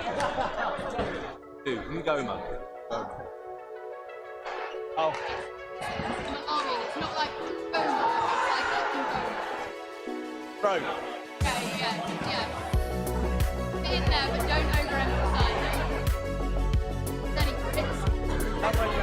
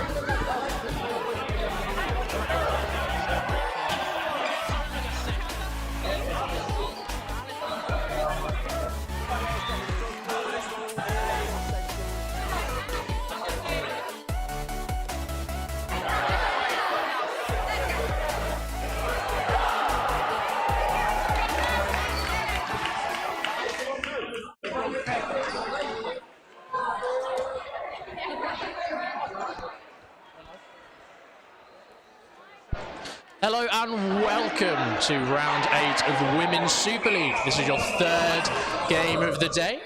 You're joined by myself, Jonathan Wilkie. And Tom Carter. Today we have for you Bedford Rangers versus London Storm Ones. And they're off. This is a really interesting game because Rangers are currently joint at the bottom of the table with Stafford Raptors and London Storm 2. Basically, if they win a game, they have the opportunity to not get relegated. A lovely early shot there by Burrows hitting out Heenan. I'd imagine even a draw could be quite big for them here. Every point matters, basically, at this stage, and it's so messy down there at the bottom. Oh, a lovely shot there by Creede. And honestly, set difference again could come into effect if they're all tied up. We've had a chat before this game about the situation and who can win and what goes on with who, and I won't lie, I can't really remember it. There's so many different threads working. It is quite messy, confusing is the way to put it, and quite a few teams are looking to avoid that relegation spot. There's 2 relegation spots. Goma hits out. Burrows there on the wing, hitting her through the block. Storm on with 3 balls now, coming forwards. Good dodge by Broomfield in the middle. Smith not managing to find her single hit. Yeah, Rangers have taken an early lead in this set. They've done well to get a couple of early hits where potentially the Storm women may not have been properly in the game. Super early on in that first set, it's always a big mindset difference about who can warm up and who can get going quicker. And a great cross court at the beginning, and then a hit under the block on the wing. Some defensive play here by Storm Ones, throwing up ball a lot. There's 2 sides of the same coin. That could be an idea from them to play defensively in this set. Great hit there by Ngoma as well. To hit out Broomfield there in the middle, not managing to get out of the way of that shot. Now it's even.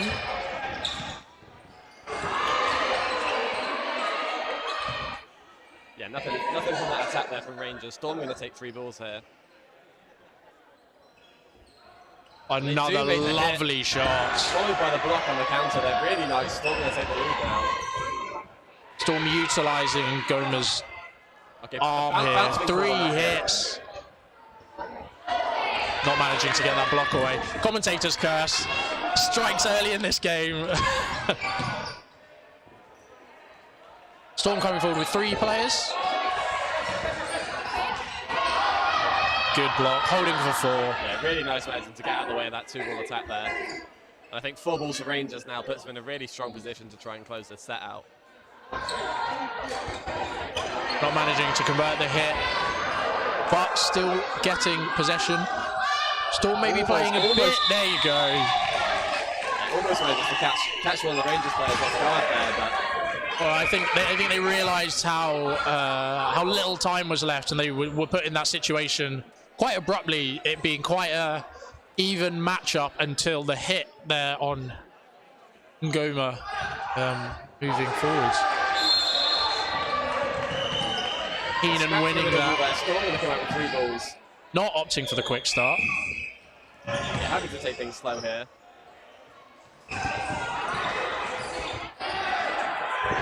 And it's a 1 for 1 there on the wings. Shine and Creede.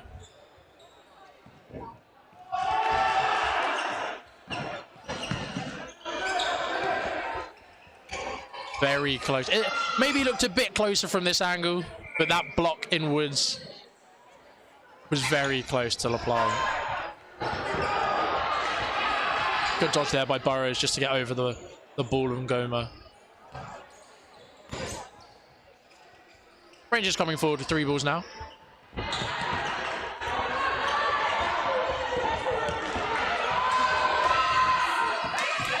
Hit there on the right wing. However, giving Rangers 4 balls now. Yeah, Rangers want to try and win back this, even up the set here. And they don't quite manage it. The delayed ball coming in, but and a great reply there. Storm having that free throw when Rangers had thrown the 3 balls. A bit of delay and not quite finding the mark, but hit being called there. Sam Mason, head referee alongside Macaulay Downs, doing a great job today. Oh, and a lovely shot on Smith. 4 balls now again for Rangers. Heenan applying the pressure. Plant easily getting out the way. 2 balls coming in. Big last balls there. It's what you find a lot in these later sets in the women's game. With the amount of space they have on court to dodge, they really do get left and right and utilize all of the available court space. It's so much different to when you have 6 players on court and you can get a bit congested with a lot of people in the way. Yeah, Storm with 3 now going to come up. They do throw 2 with no connection in the middle there. And a response from Rangers, but it is blocked down. Good defense there from Diana. Defending that, when you're at 2, defending a 2-ball attack is a risky play, but if you have a player in the middle that can survive it, works really well. And Storm take the 2-ball counter there. O'Neal maybe not meaning to release that, or taking an opportunity to release that second ball, but... And just under 10 seconds left of the set now, Storm clear up. With 4 balls. Whistle's going to be blown. Oh. And was that hit before the time? No hit, right on the whistle. The hit was after the whistle, so Storm do take that set. So close there. Yeah, right down to the whistle, literally. Storm just building into it. Not quite seemingly in the game yet, but Rangers are doing well to kind of keep the pressure as they have started out quite well with. But winning that middle ball again. Yeah, but a strong start for Rangers, I think. They'll be really happy with this. Just keeping that pressure up from the Rangers side. Oh, great standing counter there by Credo.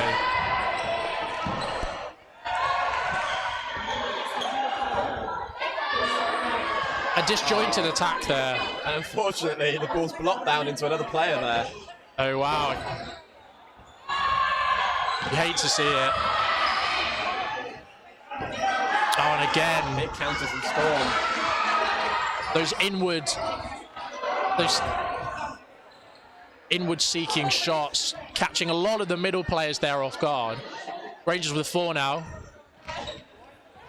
Good dodge there by LaPlante. Not a 1-for-1. I think there was a collision of balls there. Yeah, definitely annoyed, but neither player seeming to walk off, so I'm guessing those balls must have hit each other in the air there. Storm with 4 balls, I think. Sending to Credo getting out of the way. Storm looking to apply some pressure here. And 2 balls from Rangers, neither on target. Good jump from Credo there to avoid the 2-ball attack from Shine and Ngoma.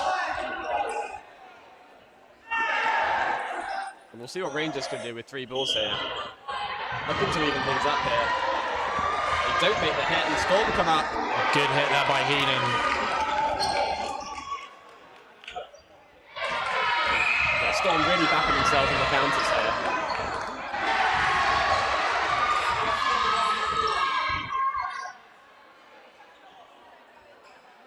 Just controlling it now that they have that two-player lead, sorry, in this set. We'll see a single out of Rangers there. Good block there by Broomfield. Burrows with a reply, not making the hit. As Ngoma blocks into the ground. A lot of very snappy replies there. A lot of quick shots. Trying to catch each other off guard. Storm just controlling this set. Hit first, no catch, but hit first. Yeah, refs seem very, very set on that one there. So Sam Mason has, we can see from here, they're calling a bounce on the first shot, which means it is a catch. It looks like that's what the discussion is about. Obviously, we can see as much as you can on the stream. And the discussion is whether or not that first ball bounced. Because it was a clean catch, whether or not there was a bounce or not.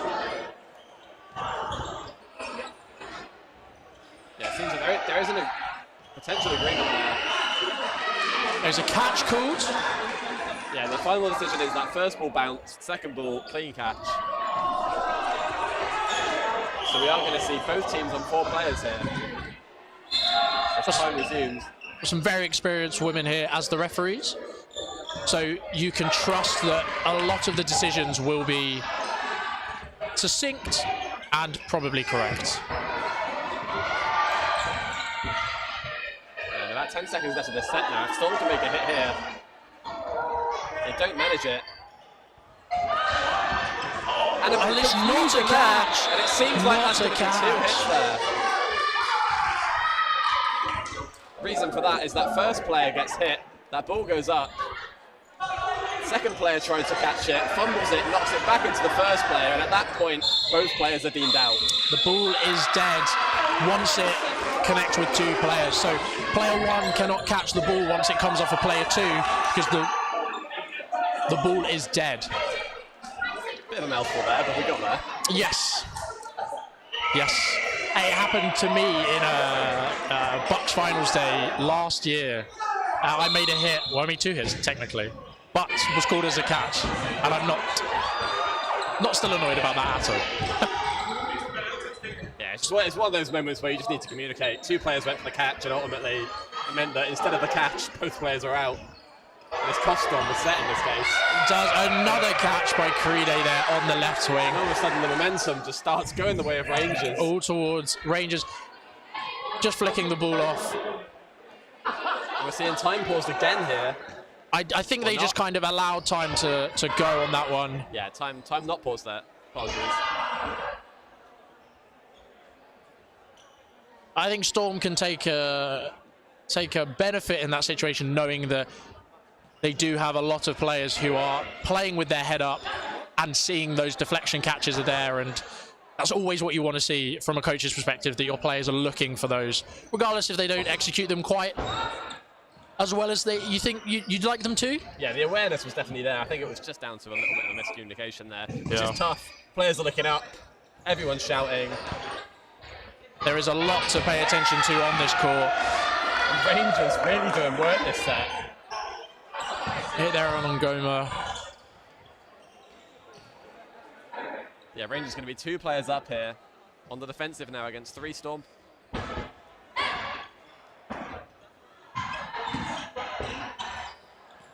Storm just back in their counters here.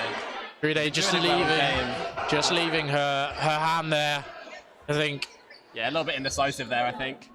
Yeah, Couldn't decide whether to get that hand out the way or to go for that catch. They've sort of been caught in between both, not committing to the catch or getting out of the way for the dodge. It's one of those moments you just got to make a decision and stick with it. Bounce there called on Rangers. Oh, and a really good push forward there to grab that ball. Good awareness there to spot it rolling as well. This game is having a load of great moments where it's really fast-paced. Yeah, about 45 seconds now on the clock. Rangers are up a player here. Storm are probably going to look to try and make a play here. But Rangers with 4 balls. Oh, it nearly plucks that catch out. Tiana going for it. Goes high. It looked like it was an on-ball call, considering where the first one went. And if a ball is kind of gone a bit awry. Oh, great dodge in there. At a crucial moment in the set as well. Got about 15 seconds left here. A dodge Rangers giving. just taking their time with their 4 balls. A hit there on Shine. Again. Trying to do what they can, put the free throw, go for the catch. But Rangers now with about 5 seconds left in this set. Play 2's been called. And there goes the whistle. Rangers are going to take this, and now 6-4. It's a really strong start for Rangers. Very good play for Rangers. And I think this is a lot of confidence for them going forward. Winning a couple of really big sets at the beginning, having the momentum like they have. Yeah, knowing for a team in the position that they are in this league so far, it's a very strong start. They've really put Storm on the back foot. We'll see what they can do this set. So Storm have made some substitutions. Smith and Deanna off for Jones and Potter. Jones already making herself known on that wing. She's been such a linchpin for their mixed team. I've had the pleasure of refereeing a couple of times. She's been absolutely fantastic playing for that Storm mixed team. 2 balls going into Storm there, but Rangers just going to reset there.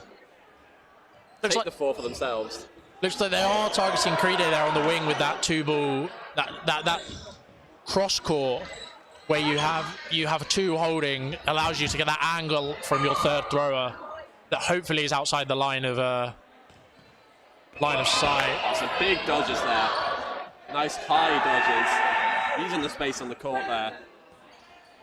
And Rangers hang on to that advantage. About 20 seconds left of the set. Jones applying a lot of pressure there, but the ball just comes out as she fakes. Doing a great job there to... And the ball pops up, but no one's there to take the catch. And Storm now frantically throwing all these balls, trying to make something happen, but the whistle goes, and that's another set to Rangers, who are going to be 8-2 up at the half. That's a really crucial set to win.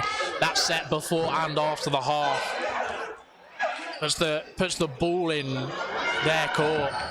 Yeah, this really is huge for Rangers now. Looking really strong, really confident. Seeing some huge dodges out the middle, and their counters have been really strong. Storm just haven't really been able to get into this game yet. Yeah, it's a 6-point lead for Rangers now. We're expecting to see a change of tactics from Storm in the second half. I feel like bringing on Potter and Jones, they're kind of because out of that Storm team, I think Potter and Jones have been in a team that's very different to the team it was last year, and has a lot of changing with injuries. Beth Redmond, Tamara Hoffer, both injured, and kind of the changes they have between their ones and their twos.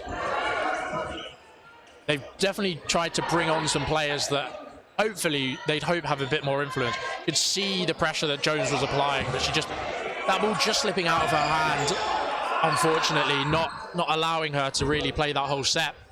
And then Potter as well, trying to be as active on court. I think really just managing to get those 2-ball conversions. There's a lot of 2 balls being thrown, giving away the 4 without a hit. And I think if they start grinding those hits out, throwing those 2 balls, and then at least it's a 1-for-1 in a sense that with their 4-ball attack. So I think they will try and change it up a bit. Obviously it's not working for them being down, but it's not like they've been playing too poorly. No, like both teams putting on a strong performance here. It's not like Rangers have been running away with this. I think all the sets that we've seen have been fairly close. Yeah. And I think Storm may be hoping that this half-time break is going to slightly slow the momentum of Rangers here. We'll see what they can bring out in this first set, which is going to be a really important one for them, I think, in this game. Certainly will be. But it's just, can Rangers continue with they're playing very controlled, they're making the hits when they need to make the hits. Can they continue with the momentum with the break? We'll see. Yeah, I think Rangers have just been doing the basics right. And I think in all fairness, there's nothing to stop them carrying on. We'll just set to see what Storm can pull out here.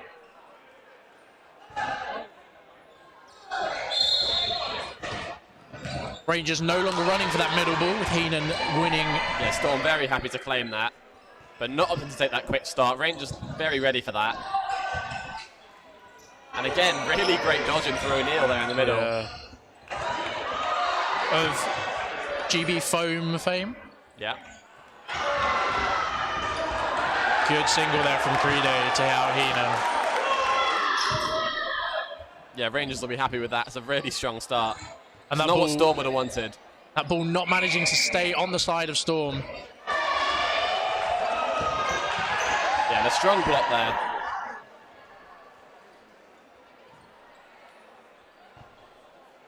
Now Mason doing some ball retrieving for Storm, just to get the game going.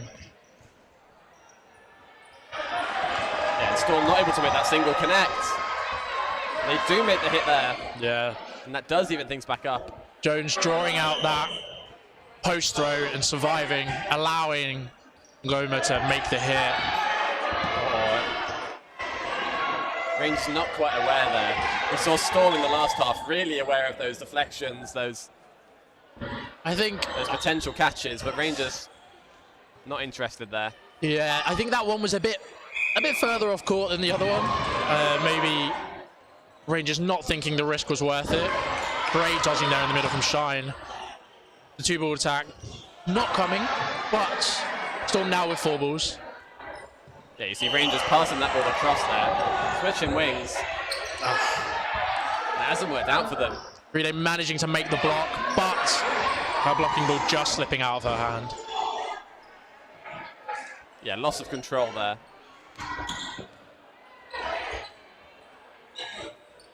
Oh, and Rangers just not quite putting those balls on target. There's still plenty of time here. Storm are in no rush. Oh, and a trailing hand just gets hit. I was just leaving out there. It's one of those, as we said it in that first or second set, where sometimes you're not sure if you want to go for the catch or go for the dodge, and yeah, it's you're one, in two it's minds. one of those split decisions. Why can I not think? Split second decision. There we go. We got there eventually. Split second decisions in dodgeball. You've just got to make your mind up quickly. And if you get caught in between, you just end up with that hand sort of trailing there. A lovely standing counter a couple of plays ago, and now Storm coming forward. And a big free throw there. With 4. A good 1-for-1 there. I think Storm will be happy there.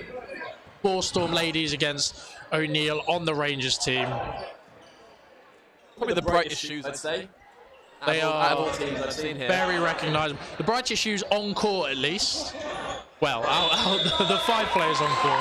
Macaulay, our head ref on the left, does have a snazzy pair. Oh yeah. And that set going to Storm. That's a great set for Storm to win, to reduce that deficit to only 4 points, and also kind of slow down the momentum that Rangers had built in that first half.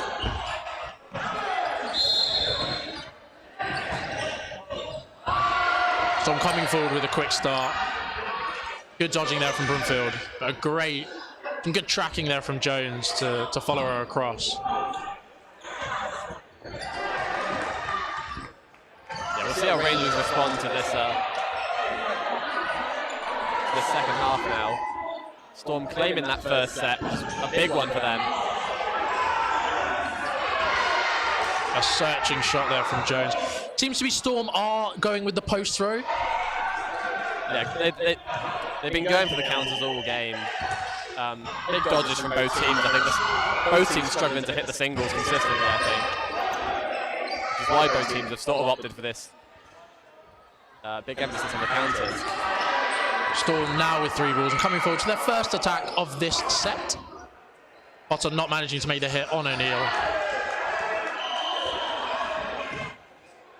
High defense. Frida going early. A good job there from Jones to pull out what may be a not as optimal single from Rangers there. That's kind of the tactic there, is if you press quite high, you force the attacking team to throw at you, which you're expecting it, so it easily block. Yeah, Rangers now managed to get 4 balls off the back of that attack. Throwing all 4 to hit out Jones. Yeah, they opt to just make sure that is secured there. And we'll now see Storm with 4 balls. Good shooting there. Storm managed to make the hit as well. Giving away 4 there, but they were even on players. Yeah, we're seeing both teams here quite good at converting those balls into hits. Block called by both head refs and the line refs. Yeah, everyone in agreement there.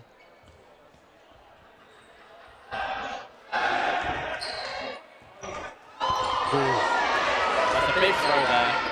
Big throw there from Ngo. Apology there for the headshot. But regardless, Storm now 1 player up. Making that hit on Credo. Yeah, manages to dodge all but one of those balls, but can't quite block that last one. Rangers now with 3.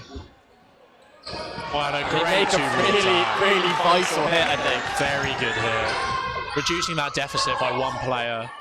Yeah, that was a big one for Rangers there. Just managing to hang on in this set here.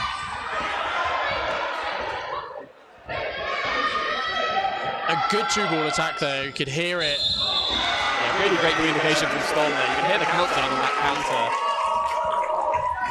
Maybe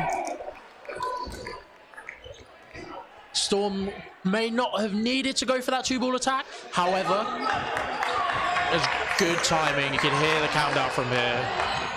Just pinned Rangers back to not allow them to have as quick of an attack. Yeah, and Storm now slowly starting to crawl back into this game. It's been the start they've really needed to the second half. They've been looking very good, winning both sets, I think, with at least 4 players on court, which is exactly what you want to see. Oh, really great dodging. Oh, but the back line there called.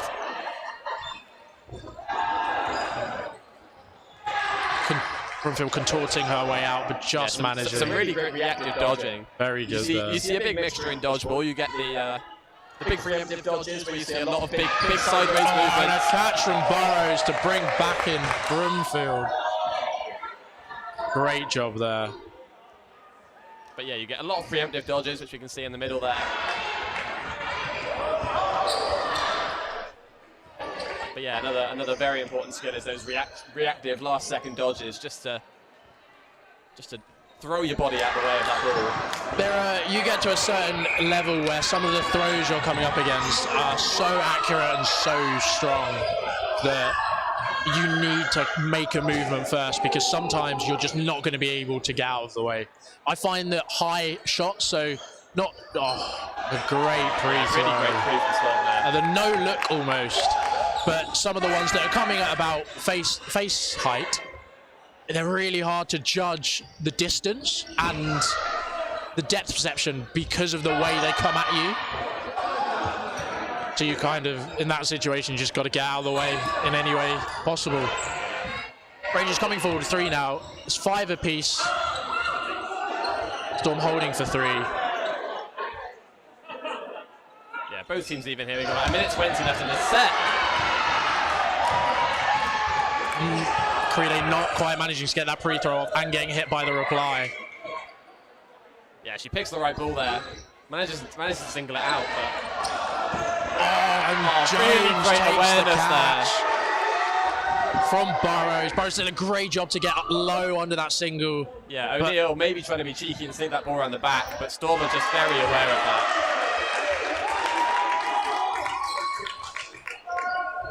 And it looks like Storm are set to even this game up now. Good block there. But we'll see what Rangers can do. About 35 seconds left of this set. Burrows and Brunfield coming forward. Great. Storm just backing themselves on the counters there. Aggressive hit. Individual target and just back in the power. And they do end up making both of those hits to close out the set. Rangers have called a timeout here. Very smart timeout there. They've just lost 3 sets in a row. I was going to ask you if Storm won that set, would Rangers call a timeout? But it seems they have. My rule of thumb is 3 sets and you should call a timeout. And if you have no timeout, you do your best. Yeah. Play a slow set, maybe feel things out.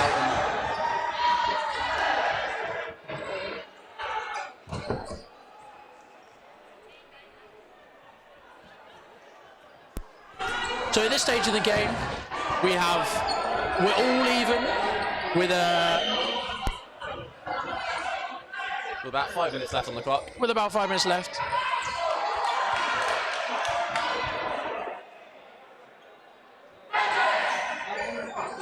Apologies for that. Yeah, so we're all tied up in this game now. Yeah, 8 points apiece.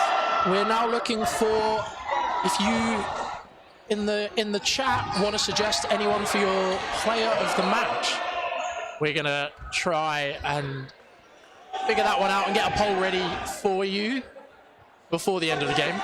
Yeah, we'd love to see your suggestions if you're here. If you can hear me, pick a number, pick a player. Let us know who you think should win the MVP for this game. And then we will let them know if they have won on it.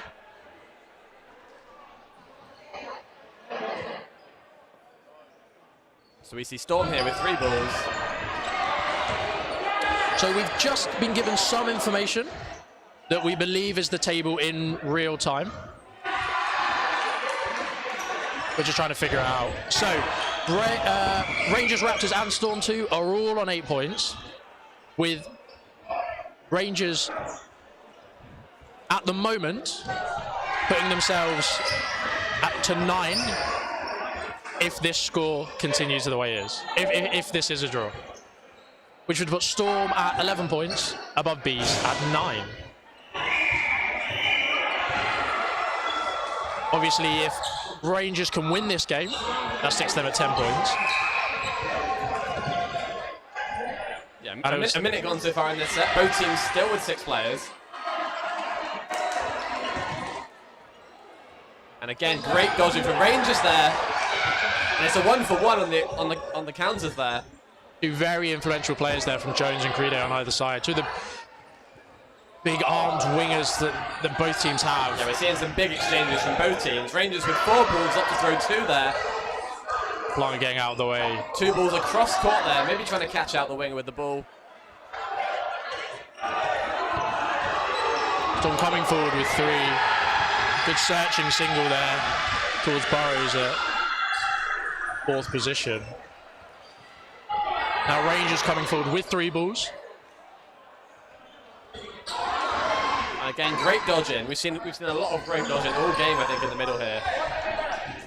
A lot of cross courts and trying to utilize those angles as much as possible. Brimfield getting out of the way of. And O'Neal comes in with a counter, and it doesn't connect. Good hold there from Storm Rangers to get 4 balls. Rangers not quite executing that as well as they probably would have wanted to. Good block there. Yeah, really big block there. Just tucking the head in, sticking the ball out, and praying. She survived, but they didn't get the opportunity to throw with 4 there. And now quick running counter from Storm. And a block they don't there make the from hit. Burrows. Strong block.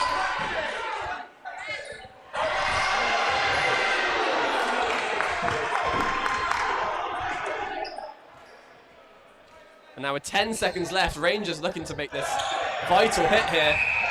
They don't make the hit. There. Storm on the counter. And a block there in the middle. And 1 hit now takes this set with 2 seconds left. And that's the set. 5 And the apiece. score remains the same. 5 players a team. And that's going to bring the score to 9-9.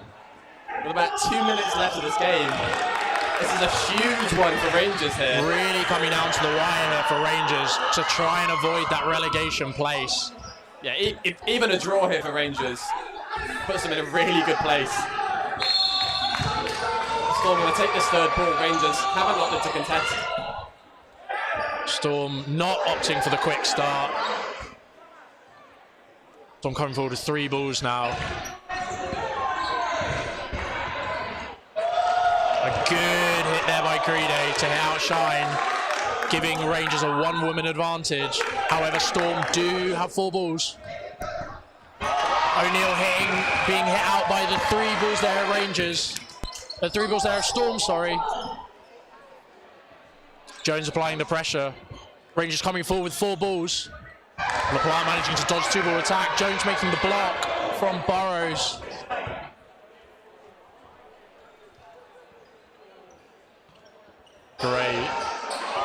Great honesty there. A lovely shot from Jones to put them up in this set. No, she's been brought back on court.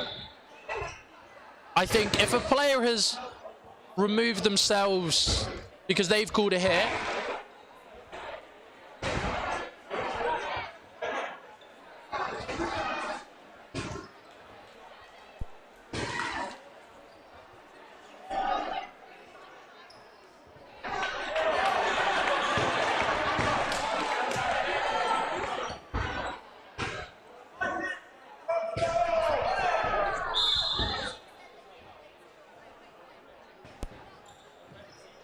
And for all you watching on YouTube here, we'd love your opinion here.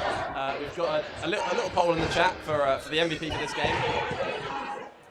So have your say here. Burrows managing to get out of the way of that 3-ball attack from Storm.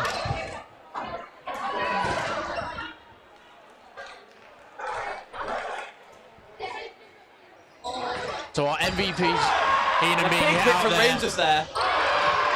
Maybe a bit of With very little miscommunication time there. left on the clock here. Really coming down We're to the even. wire in this game.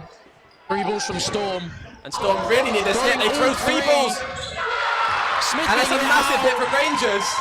Sam Nation blows the Rangers whistle. win the And set. They win the game with that last hit.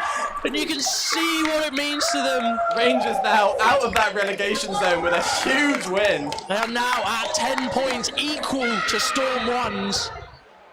And with Lara Burrows winning MVP as well, I'm sure she'd be delighted with that. Rangers had a cracking game. Yeah, what a performance there. They really backed themselves all put themselves game. above, put themselves ahead early on, weathered the storm, so to speak. Oh, I love that. Love that. Or hate that. One way or the other. And then managed to pull it out of the bag right at the end to avoid that relegation zone. Yeah, what a game there. Massive game there. Brilliant. Rangers. You can see what it means to them at the end there. Absolutely buzzing with that result. Genuinely, I believe there are some tears. It's a massive game for them. Yeah, emotions coming out now for Rangers. For certain. But yeah, what a game. Once again, MVP to Burrows from Rangers here. Put on a really strong performance all game. It's an absolutely brilliant performance. We are going to sign off for this game, and we shall see you for the next one. Please stick around. If you enjoyed what you saw, we'd love you to click that subscribe button on the channel. There'll be lots more dodgeball content to come, and we've got plenty of games left on today. So stick around. We'll see you in a bit.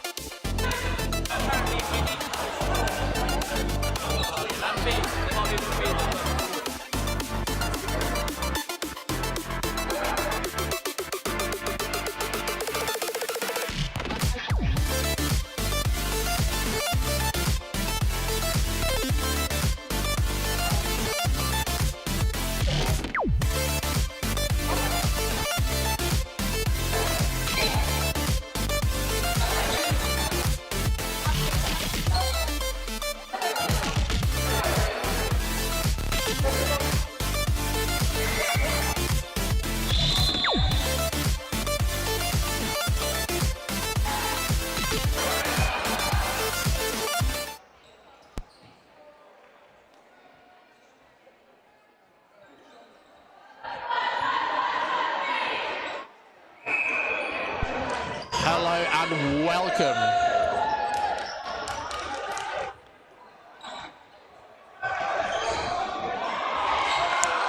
I'm on.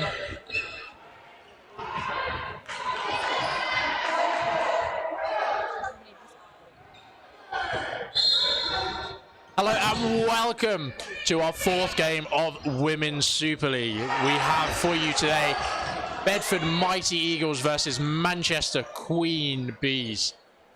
It's me again, Jonathan, from the last game, and joined by the ever fabulous Greg. Oh, thank you very much. You're welcome.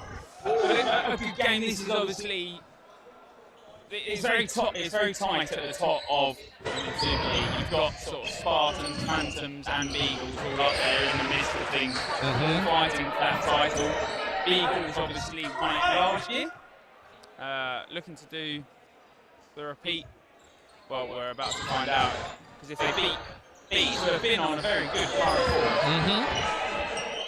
And then Bees obviously in that scrap at the bottom of the table, where you have, as we were just chatting about in the previous game, unfortunate block from Sharp blocking into Josiah. But Bees in that scrap at the bottom of the table. Gower being hit out there by Khan on the standing counter. Bees doing the best they can to stay out of that relegation battle. I believe they are a point clear. Morris making a clean catch on Crawford. But it's so good out in the middle. It's dropping low. She makes those catches. It's, you can't be throwing sort of mid-time throws at her or single balls. Years of experience from this Mighty Eagles squad. Sorry. This team has been sort of had good experience since day dot. Yeah. Sort of when they were first founded, when you had the likes of sort of Joe Horwood and a lovely shot. Lovely shot there by Khan to hit out Town. Seemingly came at such a obscure angle and at such a rapid pace. Bonsigneri going low under the 2 balls from Queen Bees. Bedford Mighty Eagles coming forward with 3. a good throw, just slightly off target. Obviously, Queen Bees there just finding themselves underneath those 2-ball attack, but Bonsignori on the aggressive attack. 2 do come in. Bonsignori not managing to make the tombstone. But as we were chatting in the previous game, with there's so much space on court to move around with, some of these 2-ball attacks are so hard to get right.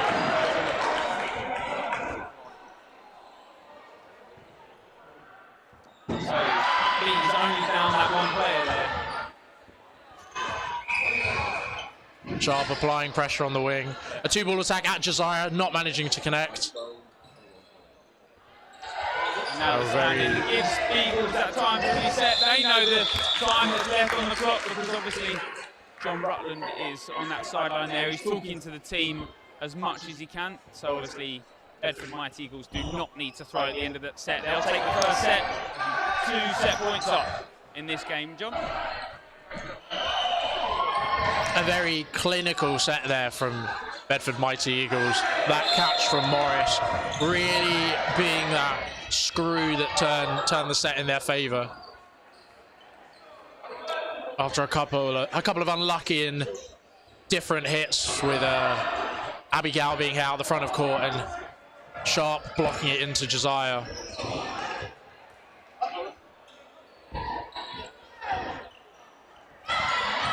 Single balls traded across, but none actually find the target. Both teams still with 6 on court. 30 seconds gone out of that 3-set timer. Great standing counter there from Bonsignori. Yeah.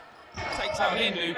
Does try to throw through it, and she does it. She's trying to get underneath it at the same time. Obviously does find connections with her back. That's sort of the position that you're in, although you're always forced to throw through and you're always told to throw through. Unfortunately, when you go low on that, you're almost stuck in that position at the same time. Yeah, I completely agree. I personally will try and block, but the issues you have there is that if it is a multiple ball attack, you have the potential of selling out a teammate.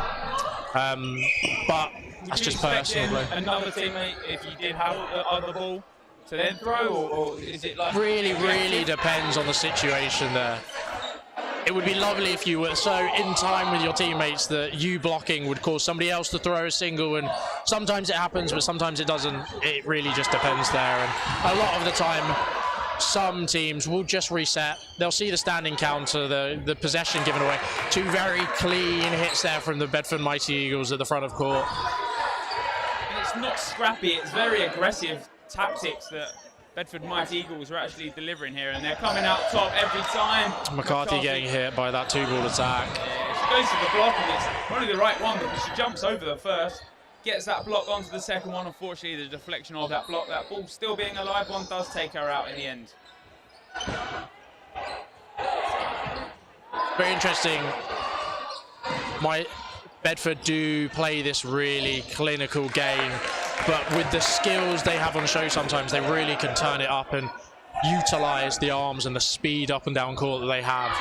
I think they're one of only maybe 4 teams, women's teams, that have a different tactical play style in terms of who they're playing against.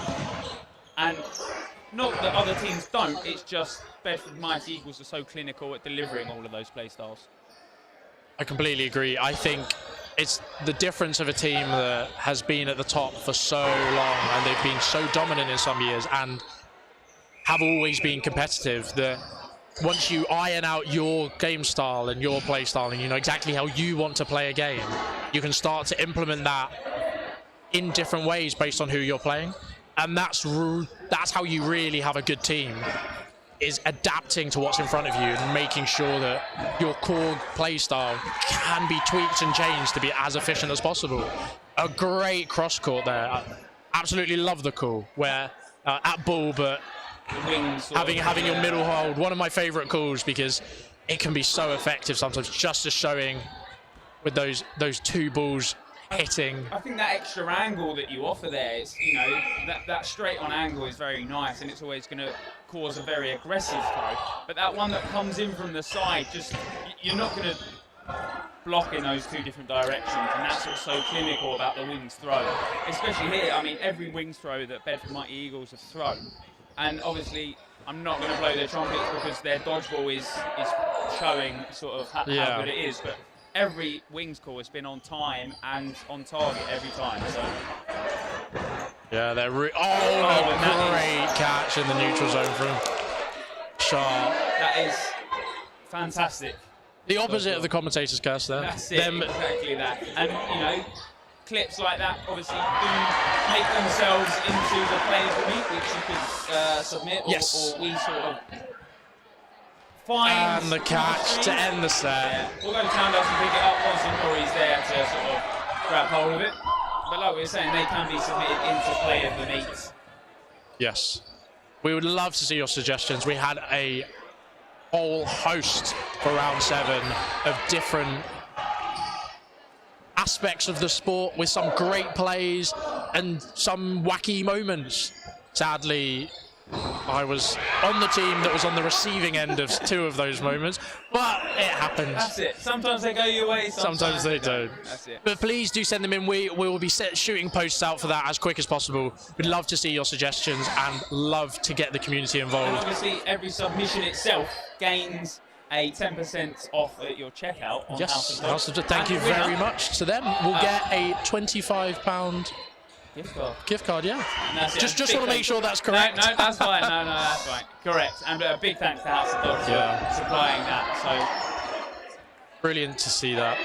So this is a timeout being called. From the Bees' perspective, it seems they've gone 6-0 down. I think Bees have just started a little slower than Bedford have in this game. I think they just need to get themselves comfortable, and Bedford are doing a really good job to not allow that to happen. Bedford, I think, have really implemented their play style on this game. And Bees just need to figure out what's working, figure out what's not working, and hammer home their strengths so that they can become a bit more competitive in this game than they have been already. I completely agree with you there. It has been a very good start for Bedford, but That doesn't mean the Bees can't make a comeback. They've made 2 substitutions.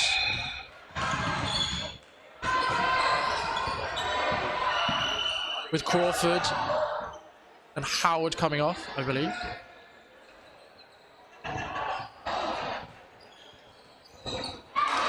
Oh, lovely shot there, and the catch. Very nice. Takes out Town from the sort of running counter, track back, like you said, picks up Josiah. Yeah. Got a really deceptive throw, Can does, because the way it comes out, on a great dodge there, the way it comes out is deceptive to the amount, deceptive to the speed it's coming at.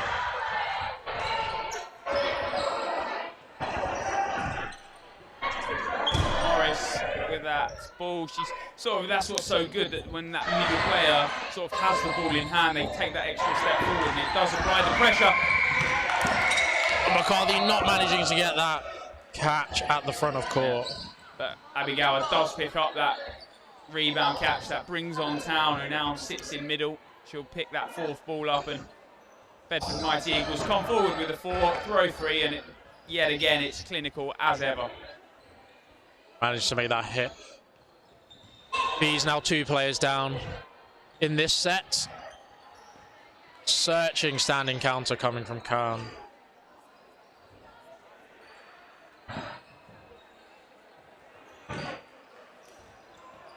Lovely dodge there, and the hit.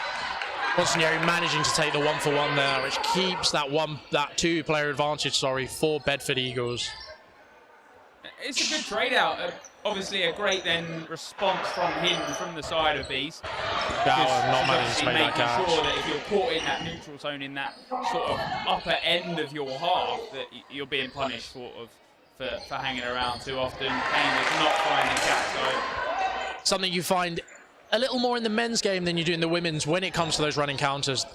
We call it biting in, where a player, knowing that a two-ball running counter is coming at them, because they are such effective tools to be using, players will go a bit junky there from Town, but she manages to make the catch, as opposed to the set before where Monsignori collected for her. As I was saying, players do tend to bite in knowing that their survivability may not be as high. So a good scenario for them is to take a player out with them or pop the throw beforehand, and it disjoints that running counter so that it's not that high percentage hit that it could be. Good to see Monsignori doing it in the women's game, and I'm sure it will become a bit more prevalent. Interesting from Town there. She does throw that ball, maybe to try and get the shot onto the side of Bees, but gives away the 4th. Good touch there from Haldenby. Despite Bees having the 4th there, they don't actually make the hit from it. So, you know, Bedford Mighty Eagles actually get the aggressive throw from Josiah off, and now they're that 1 player up. Good block and collection there. And there's such good power in that. But Morris, unfortunately, as she's sort of got hit, it's like popped up in the same process. Yeah, almost such a good hit from Hannah Ward, but she doesn't. Just collected, I think, 2 incredible bits of skill there. A great shot, great tracking, and a very good catch from Morris. Gower applying the pressure with that last ball.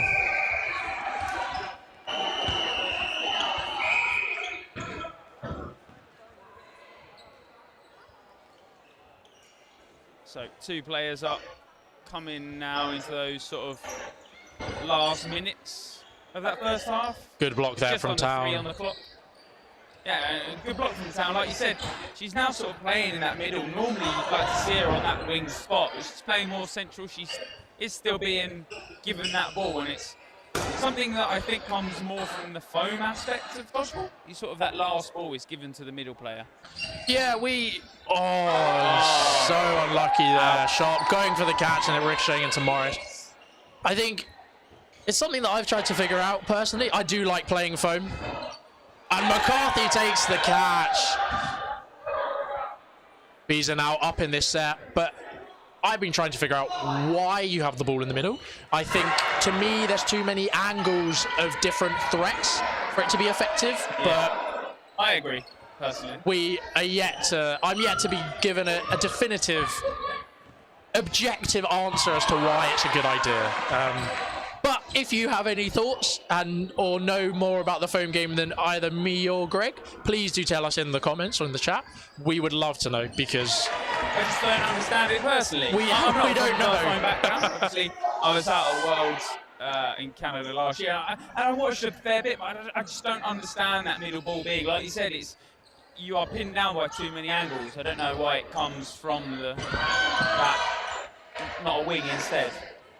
Yeah, it's good to see Bees playing a bit more controlled now that they're up in the set, knowing the time left and knowing that they do have the plays up. Very well done from Bees after that clutch catch by McCarthy and a couple of hits. They managed just to take their first win of the half. They've done a brilliant job there just to play it out and roll it to the end. A double hit, swinging the momentum in their favour. And Bees needed to get on the scoreboard. If they can take this last set in the first half, it's not as damaging. You know, that 8-4 result never looks quite as bad. And I wouldn't even say before this set it was an 8-0 game. I mean, Beagles have been clinical in parts, but I think Bees have been at their own downfall. You know, they've maybe given away one too many balls in some positions. There you go, could have had 4 just then, but they released the 2. I don't know why you don't back yourself in that 4 play. I think in that situation, I would have gone for it, considering it was a player in the middle holding. So Town was that middle player holding, and going back to our foam conversation, the 2 angles from either side will be really hard for her to dodge out of the way of. Annoyingly, the Bees' throws were quite accurate and low, and all Town had to do was just hop over the 2 as she gets out of the way of that 2-ball attack. So I would have gone for it personally. I think the 2-ball running counter is a really effective play. That 2-ball hit on McCarthy and Tan winning Bedford that final set, giving them a 10-2 scoreline. We'll give you some updates from across the board. The score in Valkyries Stafford, we cannot see.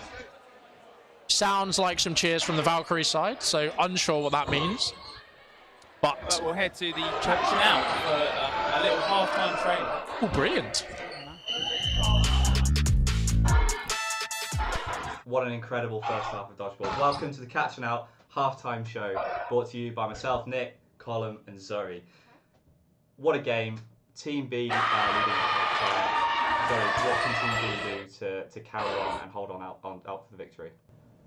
I think if they just keep throwing balls that hit their targets and then not hit and return sets,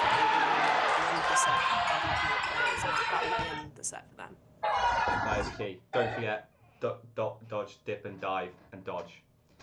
Colin, what do you think Team A can do to claw us back? It's going to be a big task in the second half, but do you think they've got it in them? If Team A get hit less, Team A and more. There you have it. Great analysis. If you want more like that, join us for our post-match review. If not, catch us on our podcast on YouTube. Find us wherever you listen to podcasts on Spotify and Apple Podcasts. You can find us there. Until next time, see you later.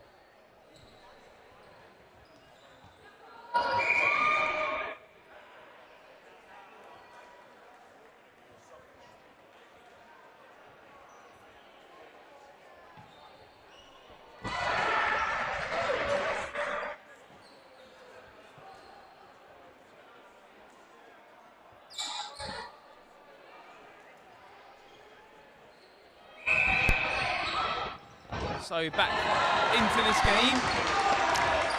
Still at the half time, and obviously, like we said, Bedford Mighty Eagles up 10 set points to Manchester Queen Bees 2 set points. Over on the other court, I'm not quite sure of the score because it's flat on the ground, but East Anglia Valkyries are currently playing Stafford Raptors. Obviously, if Raptors do win that game, they go level with Bedford Rangers in terms of points in the season. I'm not quite sure of the... Can you see that from there? No, it doesn't. It's not very clear. I'm hoping that our ref will change it, and then that will give us that opportunity to see it.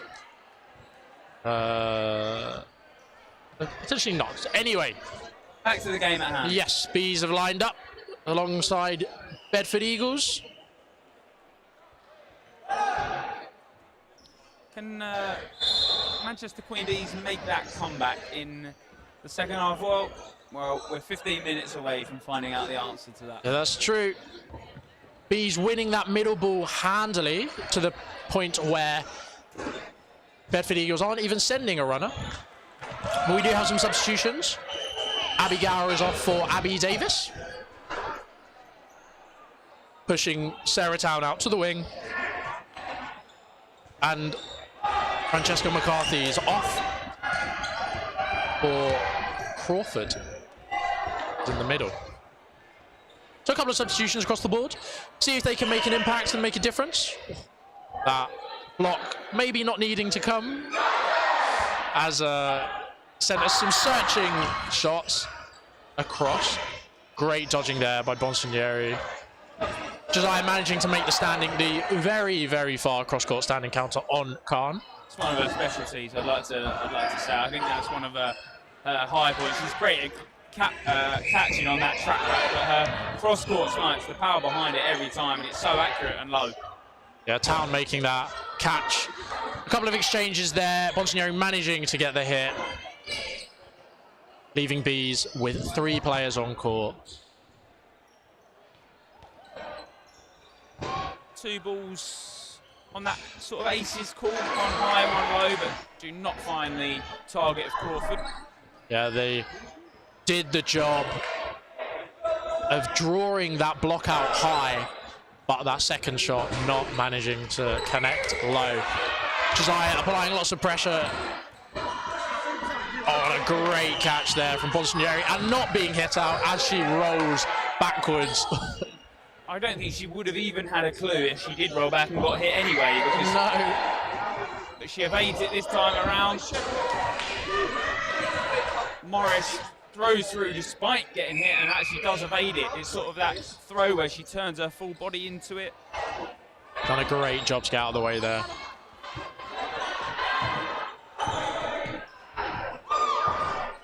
And Tan will stay sort of in that low down position, ball in hand. Searching shot, looking for the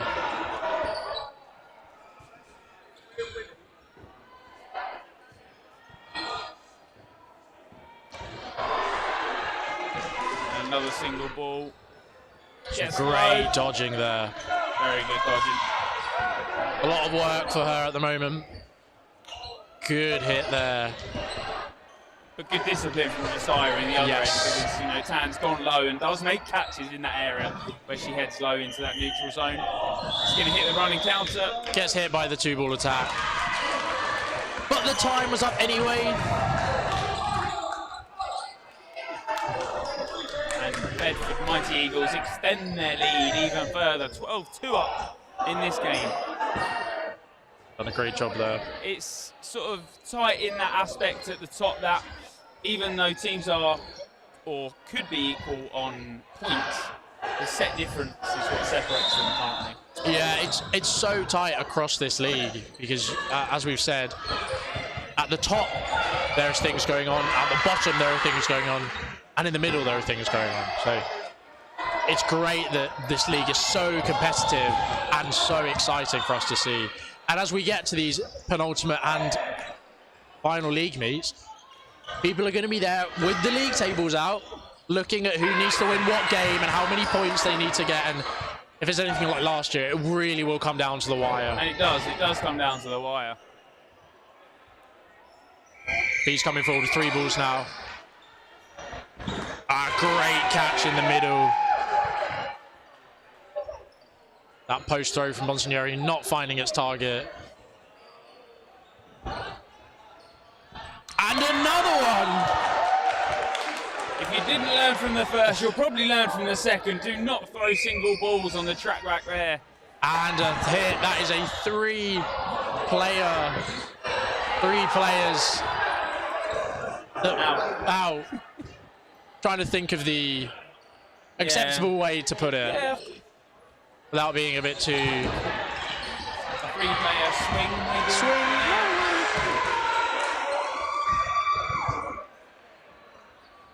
And hit with a standing counter.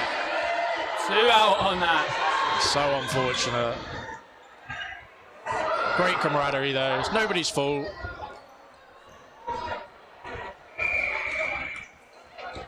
Good clearance.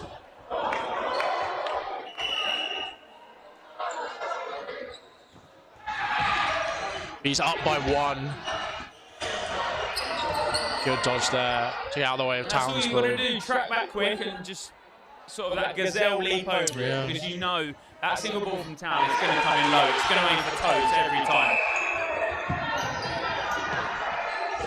And Bedford Eagles are such a good team that they will have seen those 2 catches and instantly will be going, not again. We won't be aiming in the same place, so they'll be looking for those hits. Town hit out. I think she's arguing that it hit her thigh and then came off her foot and she caught it.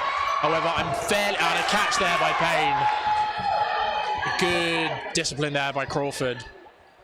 But I think Town was a bit confused with the call there. She was hoping that centre ref had maybe made a different call, but that line ref has made that call, and that is obviously the call that is going to count. Oh, Davis not managing to make the hit. Bees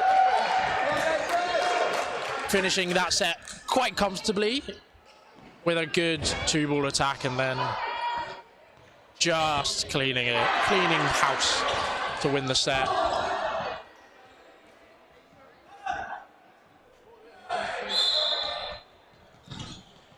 Scoreline 12-4 now. 8 minutes left, a little too late. You'd have to start putting some serious points back. Yeah, I think it's on Bedford now to just slow the game down so that Bees have to really push. And normally when teams are really pushing, they may make mistakes.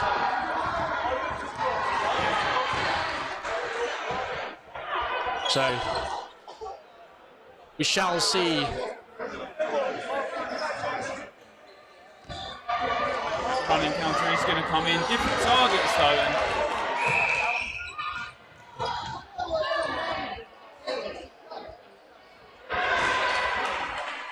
No hit called there on Josiah. The line ref calling no. McCarthy hits out.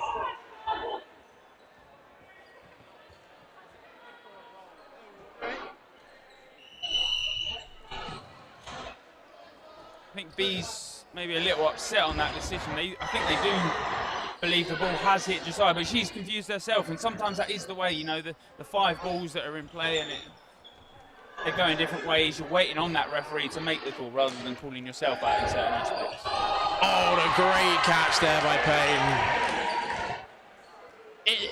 It's just part of the game, and it's kind of quite a tough thing to manage because you have 6 refs who all have their 6 different perspectives, which is why we get stoppages quite a lot, because it's just for refs to talk about things. And 100%. Sometimes you get opportunities where refs can clarify things quite quickly. Sometimes you don't, and it's really tough to be able to do that. I think some of the best refs are ones that really take the information in from all 4 of their line refs and their fellow centre ref as quickly as possible, and that's how you get a really nice flowing game where these decisions can be made and everything can go the way they really want it to go. And then sometimes you just get situations where nobody saw what happened. And it's quite annoying, but it is the situation that happens. Bees and Bedford Eagles now at 4 players apiece. Bedford Eagles coming forward with got a hit there called. Very accurate shot there by Davis.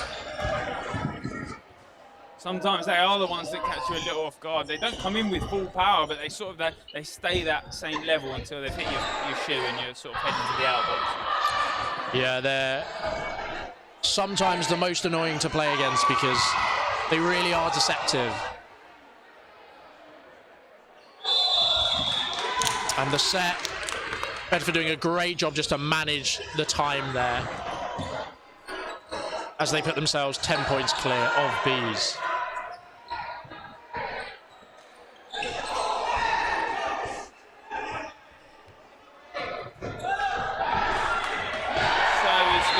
Into those sort of final 5 minutes of this game.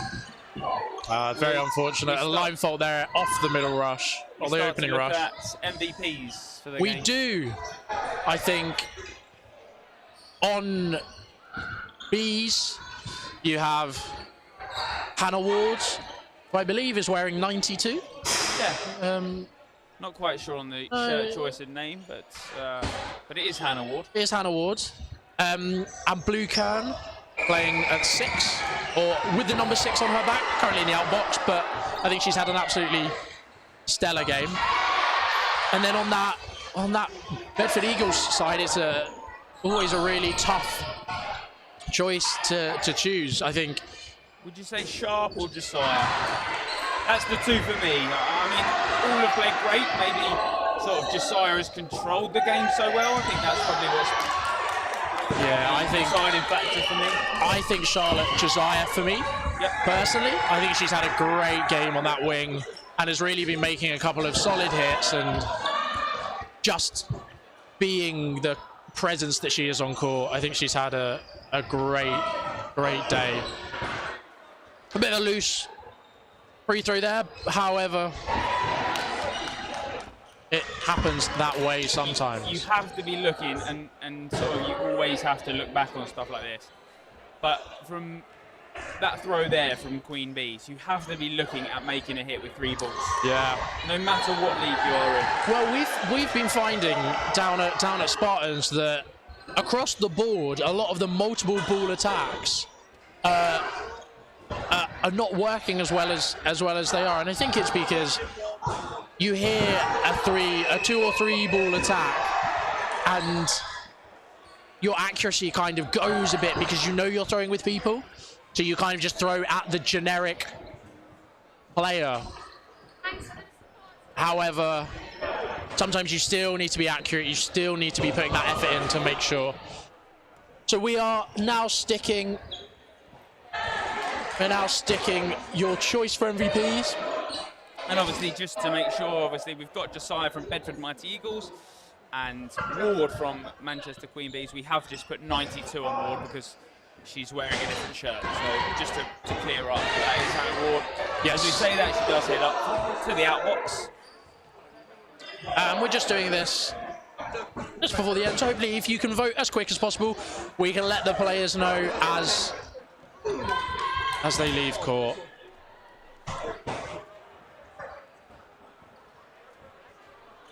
So a 1v3. Just Payne left in on her own against Dying seconds. And there's the set. It's something Bedford and Mighty Eagles are so good at, and we've briefly touched upon it. They know how to manage the clock. They know what they need, when they need to do it. They do it time and just time to again. win the set. Yeah, exactly. Doesn't matter how you win those points, as long as you get them.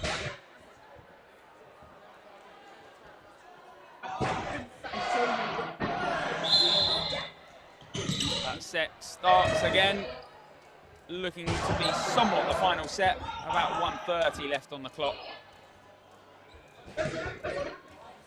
Hit there. Oh, McCarthy with the post catch, clutching that up in the neutral zone.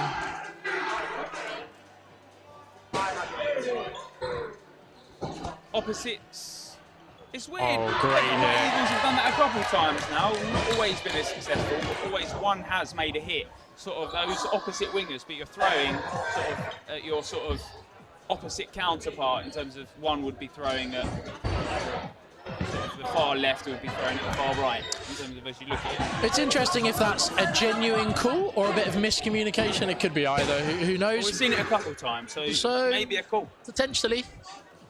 We know that this Bedford Eagles team has a strong England Lions contingent, and in the last Euros, England's were utilising those cross courts a lot.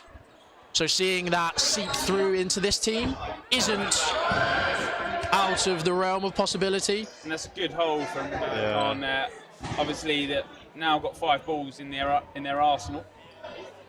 Do what they'll do with it. Converting that hit, a good 3-ball attack. And this time around, do get the hit from those 3 balls.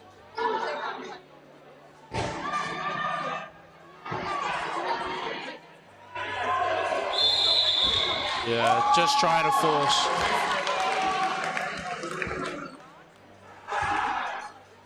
And that's the end of the game. And that is the end of the game because that last set was a final minute set. Yes. And obviously ended within that time. Bedford Mighty Eagles taking the game 16-6. A very controlled game. And that is not quite the end of Women's Super League. We've got one more. We've got one more. I'm not sticking around for that. But I am. Maybe you are. So I will say my goodbyes. Thank you. Will we see you back later?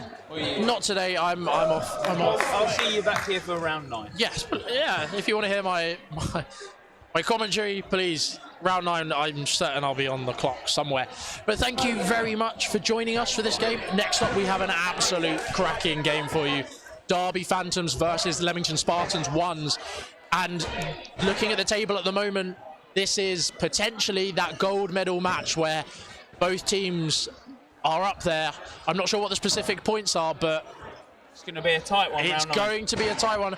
I'm not sure what happened in the previous game. I believe it might have been a draw. Or I don't know. So I'm not going to try and say it. Well, exactly. We'll head to a little catching out final. Yes. And then we'll be back for the final game here for Women's Super League. What a game we've just witnessed. Like, just incredible scenes. High quality dodgeball on Dodge Central. Welcome to the Catching Out post-game review. The show where we go really into detail, really into the nitty-gritty of what is going on in dodgeball. Colin, what did you think of that game? What was your favourite moment? I thought it was incredible how Team A threw at Team B and Team B threw back at them. You don't get this stuff other than the high level. Oh, it's just great. It's just great to see. Great to see. But with Team B losing like that, what do you think? Sorry, their chances for title almost over. Well, you know, the way that the percentage is disabled just means that Team A is going to climb up higher and Team B now don't get any extra points, so they're in a worse place than they were at the start of the day. Well, thanks for joining us on our review of that game. Don't forget to catch our actual podcast on wherever you get your podcasts, on YouTube at Catching Out. Go follow us on Instagram, all of this content, and we'll see you in the next one.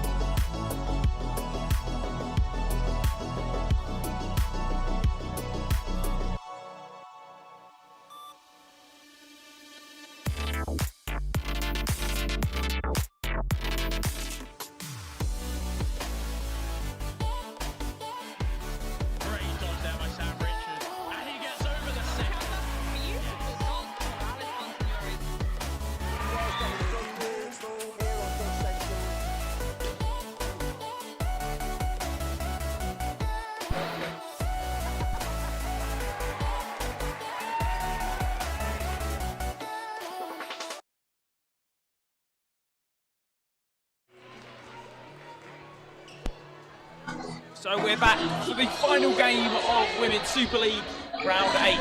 A big game ahead of us. 30 minutes separates one of these teams going ahead to 28 points, because obviously both teams won their first game, and one team sticking on 26. My name is Greg Whitehouse, and I'm joined by the ever so wonderful Tom Smith. Hello again. So yeah, this game here means a lot for the table. Going into the last meet, the winner of this match will be on 28 points, which will put them in solidly in first place. Bedford Mighty Eagles, actually just seen, have won both of their games today, are currently sitting on 26 points. Whoever wins this game goes to 28, whoever loses stays on 26 and are drawing with Bedford Eagles. So all to play for the top 3 spots. First few throws of the game, just feeling each other out. Currently 6 players each side, nothing particularly interesting happening yet. And I always feel like the first set in a lot of these is like that. It's almost like the sort of how is each team going to play? We spoke about a little last game, Dom, and I feel you in on sort of what we spoke about was the top tier teams have certain play styles, and there's only, I'm not saying every team doesn't, but I believe there's only a fair few that know how to execute those play styles that they have. Yeah, well, we saw it last time in the last Spartans games, which we commentated. Spartans went into the first game with a lot of just defensive play. And look at that G on the left side, taking that hit, stopping Tite. Now, currently 5 apiece, both sides. So these both teams very evenly matched. That spin throw from Pickering, taking out Tranter on the middle. Yeah, they're trying to get her right in early. You know she likes to take those catches into that low position. This time does not find the catch. Yeah, oh, fantastic throw there, Doc and Tite, taking the knees off of Storch, but giving away that 4th ball. Yeah, and it does, like you said, give away 4 to Spartans. They're 4 in hand, they're going to charge forward on this. How many get released? The wings that do not find Greg Darcy. Yeah, Darcy does well, gets low below for the ball, head up, make sure she can block if they come near. 3 balls on the Phantom side.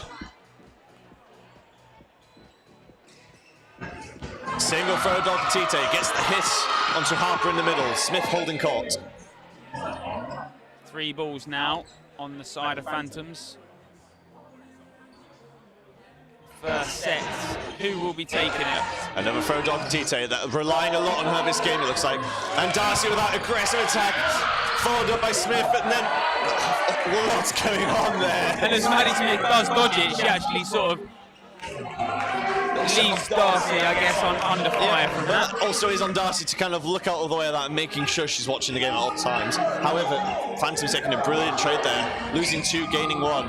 And if you're throwing 2 at Bignell here, they have to be on time and they have to be on target. If they're sort of 5-10 centimetres away, she's going to look at taking that single ball catch. I think what we're going to see here is a lot of Phantoms burning out time, lots of throws away from the body, but not giving Bignell the chance to catch these with single throws. It's if Bignell can take that pre-throw into a catch, which she is known for. Play 2 on. And 2 perfectly timed throws. Perfectly timed, but we said it had to be perfectly timed, otherwise she'd look at taking 1. Phantoms deliver, and they do take that clinical and crucial first set.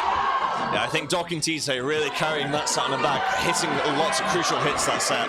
But Darcy going very aggressive on the right, shutting off Barrington as well. See how Spartans respond to that set. The Spartans also a very, very aggressive team. Fantastic throws on their half. 3 going up for Phantoms. Phillips releasing in the middle. Bit of a rotation on the Phantoms, whilst Barrington comes up, making the call. Cross court from Barrington. Darcy runs it down, gets the hit. Dalton Tite goes to the trade. Allen's there just to cover. After all of that, it's just a 1-for-1. And both teams have come out of the blocks fighting. Both teams want this win as much as the others. Yeah, this game could decide the league in the end. Well, certainly it does decide that top spot out of these and Bedford Eagles, who will be playing next meet. A very aggressive counter there from Phillips. Now on that left side, as you were seeing, because before she was hanging right next to Darcy. 2 balls released at Phillips, blocks well and dodges out the way, giving 4 balls to Phantoms. Yeah, good talking there, and that's what you need sort of in that upper echelon of the table. Communication is key every time. And the spin ball there from Jen Allen. Got such a wild release with her hook throw, unable to capitalize with the catch but on the left wing there. Dicey runs up aggressively. Oh, and the second Good 2 one. hits. Yeah. Hits both Hopper and can you see Pickering there at the back. Harper not too happy. She knows it's hit her, but it's if it bounced beforehand.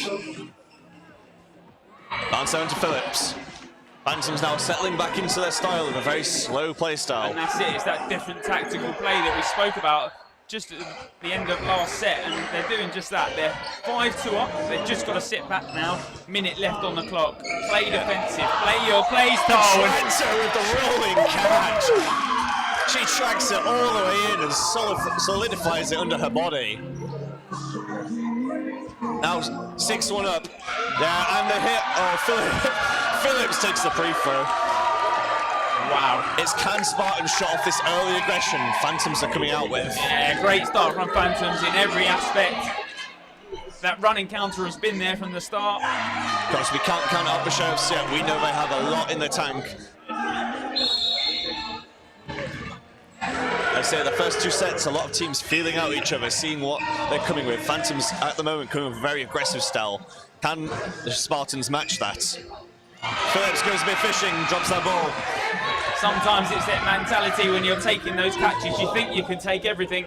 Unfortunately, doesn't get hands around that one. Phillips backs herself to go for that. Usually a fantastic catcher. Storch with a double blocker ahead. Spartans settle with 3 balls.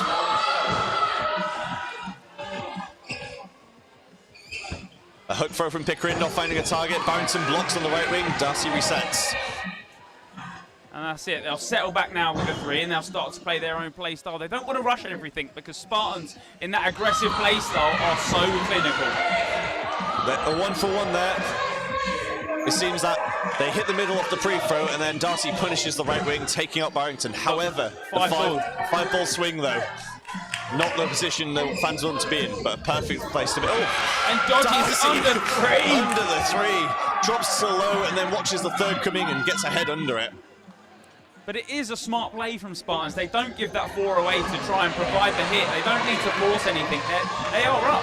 Yeah. Spartans are in control of this set. They can play the game how they want. Right there, they opted to release only 3 out of 5. They'll try and get a hit onto Darcy, who poses a huge threat on that right wing. Great dodge out of Pickering, getting out the way, protecting Big No after the release. Jen Allen. Allen goes. Docky TT gets the trade onto White. Maddie Smith literally on that back foot, maybe half a second too early.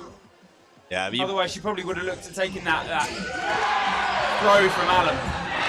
Storch not looking too happy about that, thinking the attempts were invalid. Remember, attempts need to be within a meter of a player to be considered a valid attempt. But the ref's decision is final, and the ref called that valid.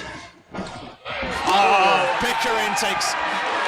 And Storch converts that momentum. Now, Smith left in a huge job. 1v5, not looking too impressed to be left on her own. Barrington, as she returns to the court, she tells the slide down. Is that catch? Ref's calling in. Interesting, because I'm not sure if it is a catch. I don't think she thinks it is herself. No, so I think it might have been the second ball she caught there. Yeah, I think she was happy with the catch, but knowing it wasn't fully secured before being Spartans hit. are readied up for the next one, and Sam has obviously called that a hit. Yeah, and he knows that herself. Yeah, there's no arguments from the Phantom side. She knows that she was hit by the first one and runs off court to place the ball down. That set swung really quickly, especially given how aggressive Phantoms came out. Spartans managed to shut their aggression off so quick. Darcy fakes the quick start, settling with 3 balls. Trying to go for a spin shot into Storch. Storch blocks it away. You can just see the spin on it. It's looking to take Storch's back foot in that aspect. You know she's going to block sort of middle area, but ball pops up. Does anyone catch it? Oh, and Darcy! Oh. Darcy goes for the cover on her own catch. Gets caught twice. I've never really seen that before. A person getting caught in the same move. But as we say here, Spartans have switched up the momentum. they've not just switched up the momentum, they've actually changed how the start of every set has gone, because believe it or not, in the first 2 sets, Phantoms won the middle ball and won the sets. Yeah. Spartans won their middle ball, won the set, but this time Phantoms did win that middle ball, but have not proved beneficial from the start from that. Yeah, it seems the Spartans' aggressive throws are so accurate. The Phantoms are struggling to deal with it at the moment. And it's a lot to ask for, a 1v6. We've seen it been done before. It has been done. And we know Trent definitely has the possibility in her to do it. Very prolific catcher. As we saw in the first couple of sets, she took that catch. But I don't think... Oh, and Meg White! Meg White jumps up, takes that to the chest. Yeah, Phantom's head's not dropped yet, though. Coach Simon tucking in there, telling him to calm down, bring it together. Spartans coach Sam Richards there talking to Elisa Storch, telling her what to do, making sure they're in control of this game. Both coaches delivering major feedback at this point, it seems. Time seems to pause just for a second. Both teams may be a little annoyed, or I guess Spartans are a little more annoyed that the time is stopped at this point, because yes, when you think about it, I think they're just calling in the time for both teams. Yeah, it seems they're discussing something there. The momentum is currently in Spartans' favour, so yes, this not time out per se, this time pause won't benefit them. It may benefit Phantoms here, but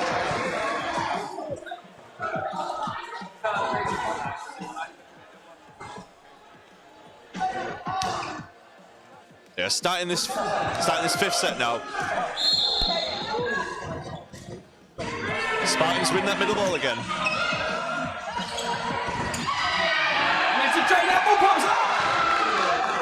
Trying to look like she could have caught it that second time around, but she's got a ball in her right hand, doesn't then get her hands around it. After all that commotion to start with, Phantoms had themselves 2 players down. Is it time for a timeout on that side of Phantoms, or, you know, they lose this set, they've lost their 3 on a bounce. It's been a popular talking point of today's stream. How early is that timeout, and when is the best time to call it? I tend to find out the best timeouts occur when you are about 3 points down. Yeah. That way you can shift the tempo back in your favour. Any later and you almost start to lose it. But then, as we've mentioned before, the crucial timing of a timeout, if you then lose the next set after the timeout, it feels wasted and your heads drop. Yeah. Knowing tapping, as I do, I know that if they lose this set, there's a chance that he'll call a timeout here. I'd probably say the same thing. However, they're not too far down. They are even on points. It's only 4-4. And Harbour and Pickering look to fire their balls when Alan puts in the fake. Yeah. Alan's got one of the most unique throws in the league. That hook throw is fantastic, and her fake is so convincing. Not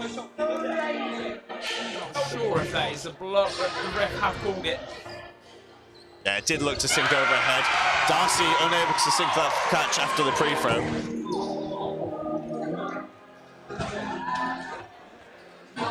And the attitude of the Spartans now has jumped massively. They're all sort of, every player, every great play that they're doing, and every successful one, they're sort of talking. Yeah, those first 2 sets almost swung so heavily in Phantom's favour that you saw the Spartans' head drop, but they've brought this back. Now taking this set and currently 2-player lead. Just Alan and Doc and Tite left. 2 balls back on Alan. The recounter onto White.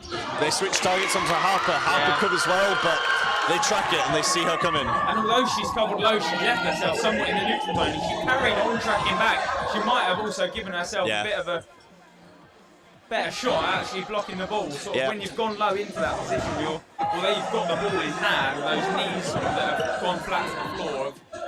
I think Harper was so focused on covering then that she left herself open. Oh, the balls hit each other. Hits each other and bounces into the ground, nullifying it there. 3 balls now on the Phantom side, 2 onto the Spartans.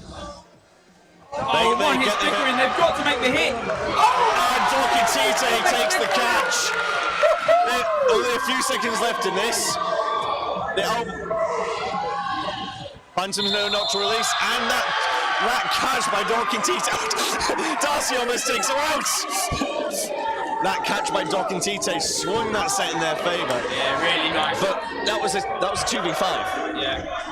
Now, if anything knocks the morale of Spartans, it'll be that. Let's see if they can bring their head back into this, because they were in that set the whole time. And just as we were talking about maybe looking at taking the time out, they did actually end up winning that set. This set will be the final minute set, we believe, of the half. Yeah, if this is the final minute set of the half, we'll either go into it 8-4 up for Phantoms or 6-all.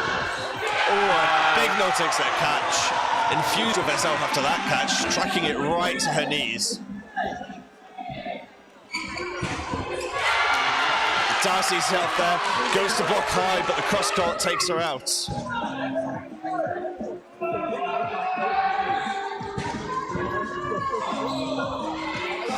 Single ball from Doc and Tite. Yeah, before. There's not long left, about 20 seconds. Yeah. Just Phantoms needs to be doing so right now. Spartans doing well just to cut off tempo. It may be a different set, Meg White might have gone for that fish out wide. This time she doesn't. He's very smart, leaves that set. Again, she leaves the ball, she doesn't need it. Very, very little time left, about 10 seconds left. You'll see Phantoms start to group now to really force that catch. So it would have just been over the minute set, so they've got to go at different targets. They get out bickering. The Spartans take that final set. At the half, it's 6 apiece. It couldn't be any tighter, it couldn't be any closer though. It couldn't be any closer. I think Storch is a bit lucky there. The rest hadn't clocked the fact that she spikes the ball at the end. It's not what you want going into the second half, taking a blue card. This is exactly the game we expect it to be. Both teams here at the top of their game, both teams going into this 6-all.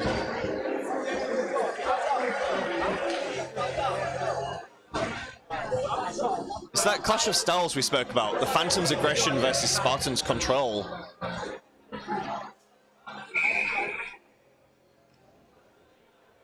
I think the way we're going to see this next half change, I feel like we're going to see Spartans playing a lot more of that controlled defensive style. They've now got that net to them, so they're not going to retain balls constantly, so I'm imagining a lot more single releases.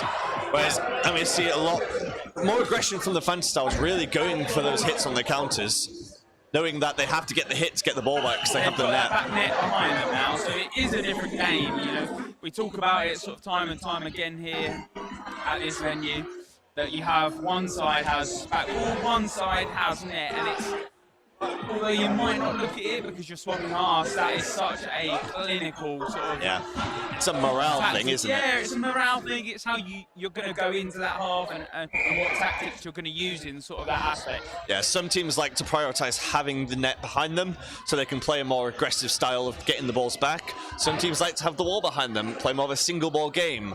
I know Phantoms are very much prioritizing that single ball game, whereas Spartans are having a more of a 2-ball game. So both are on their almost dominant sides right now. So we'll see which position, which kind of playstyle will win this. I think if we're voting MVPs, I think we're looking at White on the Spartan side and Doc and Tite on the Phantom side. Yep.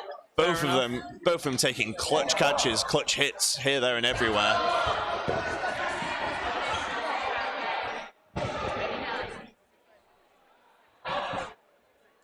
We're just waiting for the rest of the game to get underway.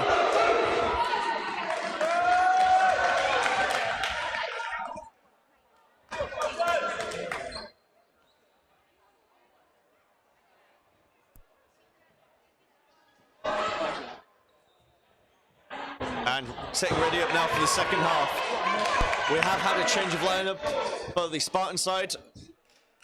Jones has come on, replacing Harper. And there are no changes on the Phantom side. Phantoms still have Selby on their bench. Yep, Alnos is in the outbox, and so is Lunn. Both of them staying as subs just in case needed. And Spartans still have Millington at their arsenal. Bringing Amy Jones onto this team. Jones has a fantastic release. Comes from behind her head, almost like a whip throw. And she gets some awesome angles with her throw. She's great at putting up that pressure. However, showing that she can do the same thing and runs her down as she puts up that cover. And that's always what you're looking for. That trade against your sort of opposite is always something that can be so clinical early on in this set, and it's done just that. So. You find in dodgeball a lot of times if you have 2 players.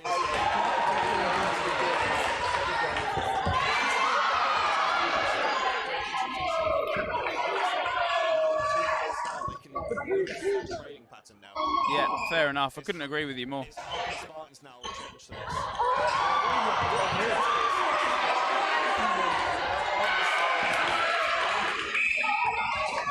Taking that trade, using that.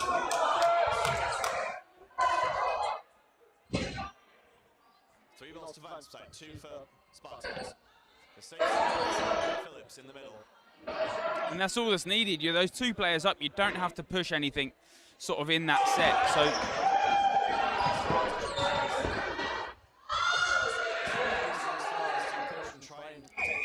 Phantoms are looking to burn this time out, I think. And does Bignell look for a catch? It's sort of, we're in that mist of the middle set. Clips the toes of Pickering. She is on fire today. That's a great throw from both of them. You know, one might not hit target, but it certainly does distract Pickering in terms of that block. And Barrington and Bignell take that 2 ball onto Tranta. Exactly. The cross in the middle takes her legs.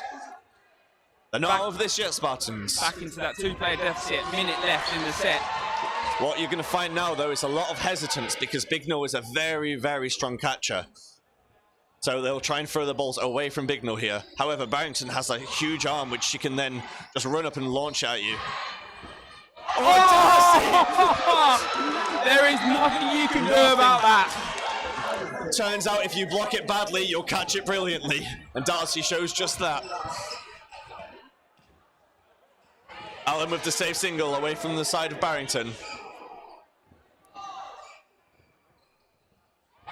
Barrington gets a hit onto Smith. That's not a bad decision, Maddie Smith. Obviously, that 5-on-1, you're looking for that catch. You end the set there. Yep. And the 3 balls hit onto Barrington. Take her out. Yeah, Bignell cannot be annoyed about that. You have to take the mental reset now into this set. You cannot be thinking about what has just happened. You know, there is nothing she could have done better. She got the hit onto Darcy. Darcy's ball just happened to block it into her body. However, it's that mental swing now. Can she stay in this game? Middle ball goes towards Phantom. Dokintite winning it. Blocked away by Barrington. Maybe a slightly risky block across the whole of the court, but does not find the target of yeah, Spartan's well aware of it. Phantom is settling with the 3 balls now. 8-6 up in this half. And blocked by Jones. A block this time around from Amy Jones. Yeah. Dokintite swaps out to the wing now. That single follow, the great dodging by Darcy and Smith there. And the 2-ball attack onto Jones takes her ankles. That ball every time, and she's doing it perfectly because Darcy this time around, that ball was slightly wide. It does force Jones to go high, and Dokintite's ball hits, but Meg White takes the catch! White takes the catch from Dokintite. Now, the swing in momentum, Spartans are now 1 player up in this. Nothing Dokintite could have done there. It was a fantastic catch by White. Rolling off the back of the court. 3 balls for Phantoms.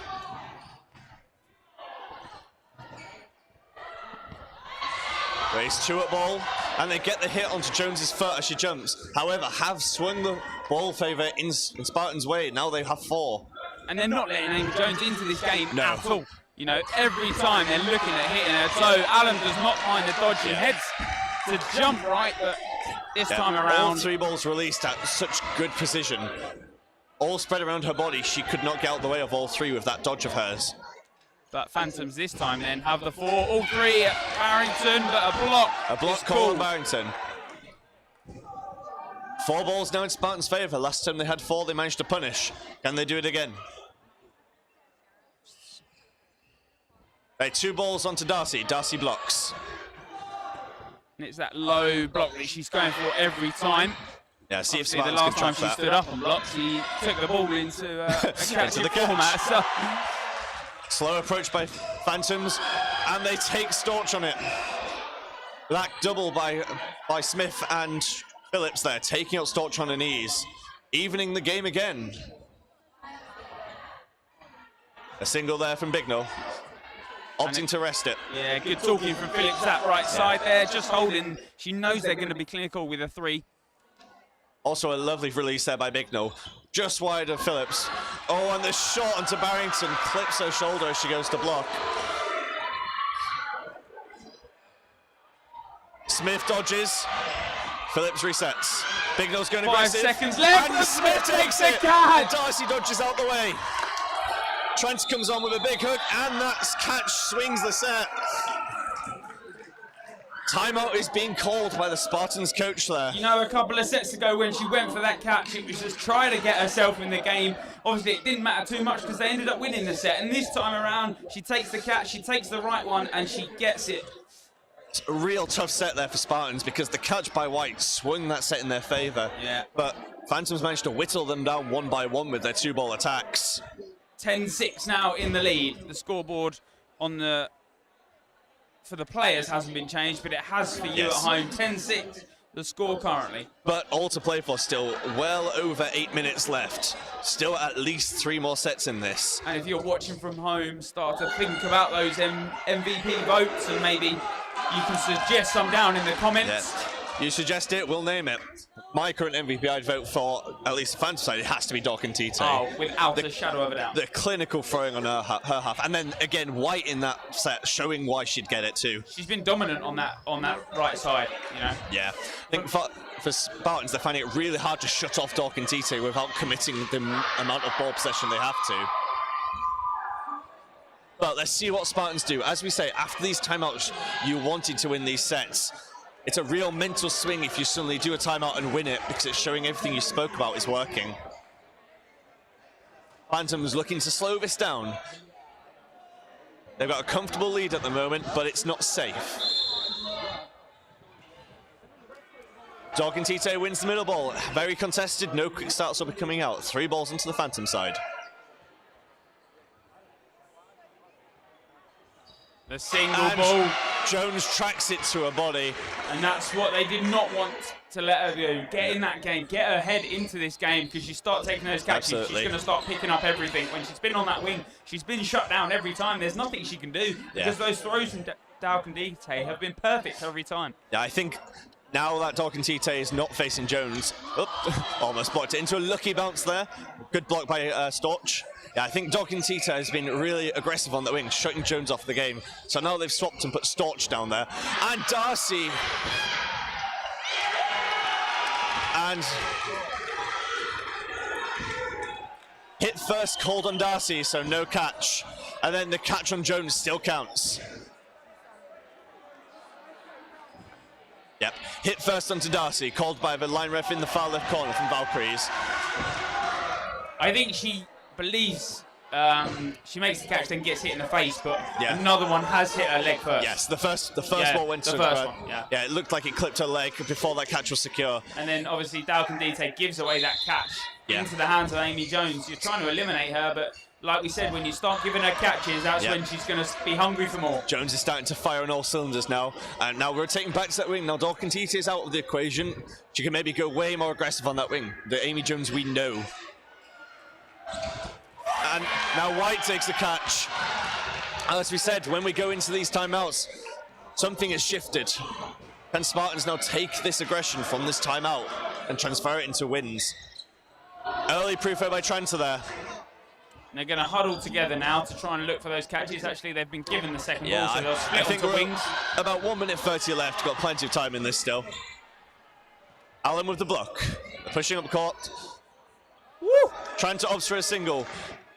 1:15 left. It's still 2v6. It's a monumentous push for Phantom. Spartans have a good lead in this set. Bounce has been called. Allen with that wild hook takes out Barrington from across the court. Spartans still very safe in this set though. Spartans do have to settle a little because they start getting maybe a little too mouthy. Sam Mason will be pulling out the cards. He's got to let the refs make the decisions. That third one on Allen bounces. So for Spartans to believe that he makes a hit and start shouting, you're not going to get the refs on your side just by shouting louder. Yeah, tough game to ref this. Both these teams are thirsty and hungry for this lead. Storch with a little spin around the back there. No back line either. Around 30 seconds left. Oh, bit delay ball on Allen. Trying to get pushes up. Yep. Pickering keeps it in control. Almost toying with her there. Oh, White gets hit. White tracks that ball. Didn't matter in the end. That ball, obviously, if Pickering's ball does go over that line, that sort of the opponent's line, that's where you have given the ball to the opponent. You're out for that. Obviously, Meg White drops the catch at the end, but nonetheless, Spartans do take those 2 set points.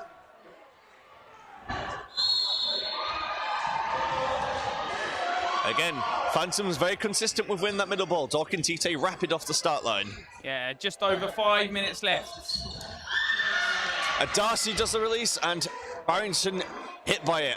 Darcy dodges to the ground, dodging the pre-throw from Barrington. Barrington not really finding herself in the game so far. And I think we'll start looking at those MVP votes. They'll go up in the chat. I believe we'll look at Dorkin Tite. Oh, I think Dorkin Tite and White are definitely our 2 suggestions. Both of them on been fire with their catches and throws. Bounce called onto Jones. Yeah, that one player up there. Jones looks to force the aggressive play, but decides against it. Because you'd be given Phantoms 4, and that is a dangerous one altogether. Very cautious approach by Phantoms there.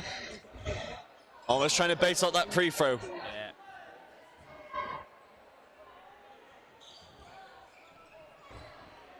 Ball pops up.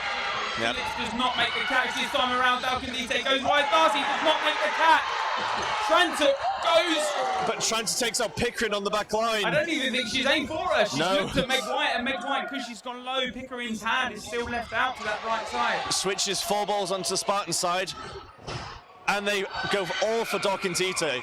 She's had such a threat in this game. They just want her gone, but she dodges out of the way so efficiently. That MVP vote now up in the chat. Yeah, So make sure you vote your MVPs for this game. And Jones unable to secure the catch there. 3 balls coming from across the court makes it a hard angle to cover. 2 balls now. 1 player down. Single Blocks from away by Dorkin Tite. Storch. Yeah, the single from Dorkin Tite. You know it's going to be aggressive. You know it's going to be low. Storch obviously gets low onto that and takes the... Dorkin Tite jumps and blocks, gets out the way. Tranta calls her back, settling down that running counter. Phantoms with the 4 balls. Play 3 is on. Good look from a pre-throw from Bignell here. Oh, she makes the catch. Makes the catch and no line fault there. Always a risky choice throwing at Bignell there. Yeah. And she's taken it, you know, like we said at the start of this game, if you are not throwing in time, you are going to get caught. Not long left on this set. The Phantoms group looking for these catch. Oh, and it's just leaves Tranta on alone, 1v4. Yeah. Smith has to go for that catch there. She's in the right. Yeah, they all have to go for it. Spartans have a commanding lead in this set now. She takes out White. Tranta v3 now. A catch will swing this set. However, Spartans not going to throw, playing it really smart. And it is 10-all. This game cannot be any closer. 10-all. 2 minutes 15 left on the clock. Are we going to see a timeout from the Phantom side? The momentum is definitely in the Spartans' favour right now. Time pause. Refs discussing. Yeah, refs discussing, probably seeing how close the game is. You'll see towards the end of this set, the refs will put their hands up to demonstrate who is on court. You can see Sam Mason there signalling what's happening. Toey's an experienced ref. So he's telling them, when it gets to a certain point, put your hand up, show how many people are on the court. At that point, we can then tell who is currently in the lead of the set. I think we'll see towards the end of this set, whichever team is down is going to step off. I can imagine that also. That will enable the team, if they're losing, to play for a draw rather than just concede the win. However, they have to have a foot touching the outside of the court and not be in the air. This game could not be any closer. 2 minutes and 5 seconds. Might have just beaten Sheriffs in that bottom of the. It's a huge win over there for Storm. Anyway, back to the game. 2 minutes now left on the clock. 10 apiece. Like you said, Dom, both teams would probably step off. Oh, and that is... That whip across her body takes the crosscourt onto Storch. And Phillips takes the catch. We said earlier that commanding two-player lead now. However, Spartans have flipped a lot of two-player leads into their favor. Can they keep it that way?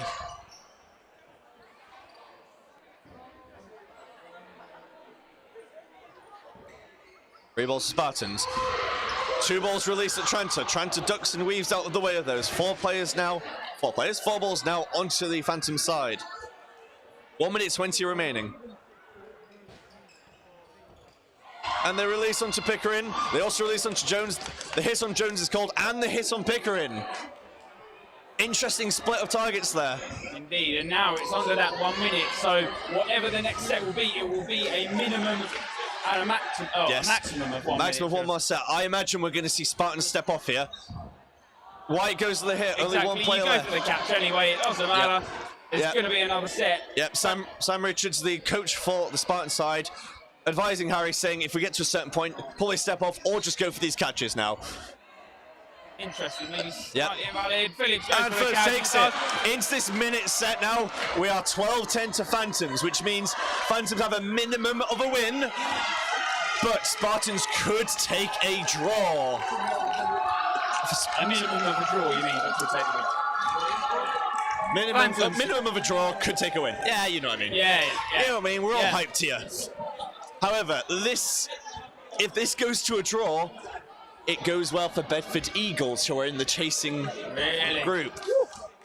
Because that means they will only be 1 point behind both teams. There you go, 1 minute set left.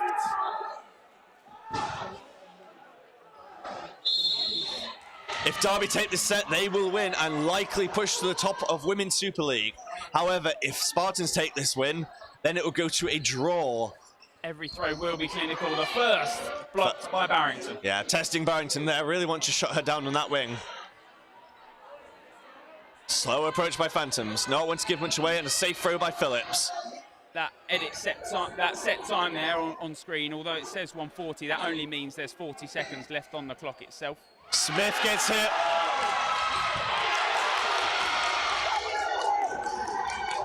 And now Spartans one up. 20 seconds left. 20 seconds left. Hands are up by the Valkyries. We can see. Oh, no hits on the Spartan side. Spartans are going to have that 4. There's 4 balls, 10 seconds left. Darcy rushes, doesn't get the hit. Hit Tone. Phillips does not make the catch. And Spartans take the draw. Interesting, very interesting indeed. But are they going to... It looks like Phillips put a hand on to make a catch there. Sam Mason, head ref, is currently talking. I think it's swung into Spartan's favour, which means the final score of that is 12-all. 12-all, Dao Condite wins the MVP, voted by you. Yeah, I think a fantastic game of Doc and Tita there. Yeah. Such clinical throwing precision. But going to a draw, that opens it up for the final meet. Indeed, it could be Spartans, it could be Bedford Eagles, or it could be Phantoms. Well, you'll have to sit tight because that's not until the 13th of May. Find out next time. Exactly, but for now, that's the end of Women's Super League. If you head back to the Dodge Central YouTube page, you can refresh where you are and you can head straight into Men's Super League round 8. See you then. And I'll catch you in a couple of minutes. Where's my...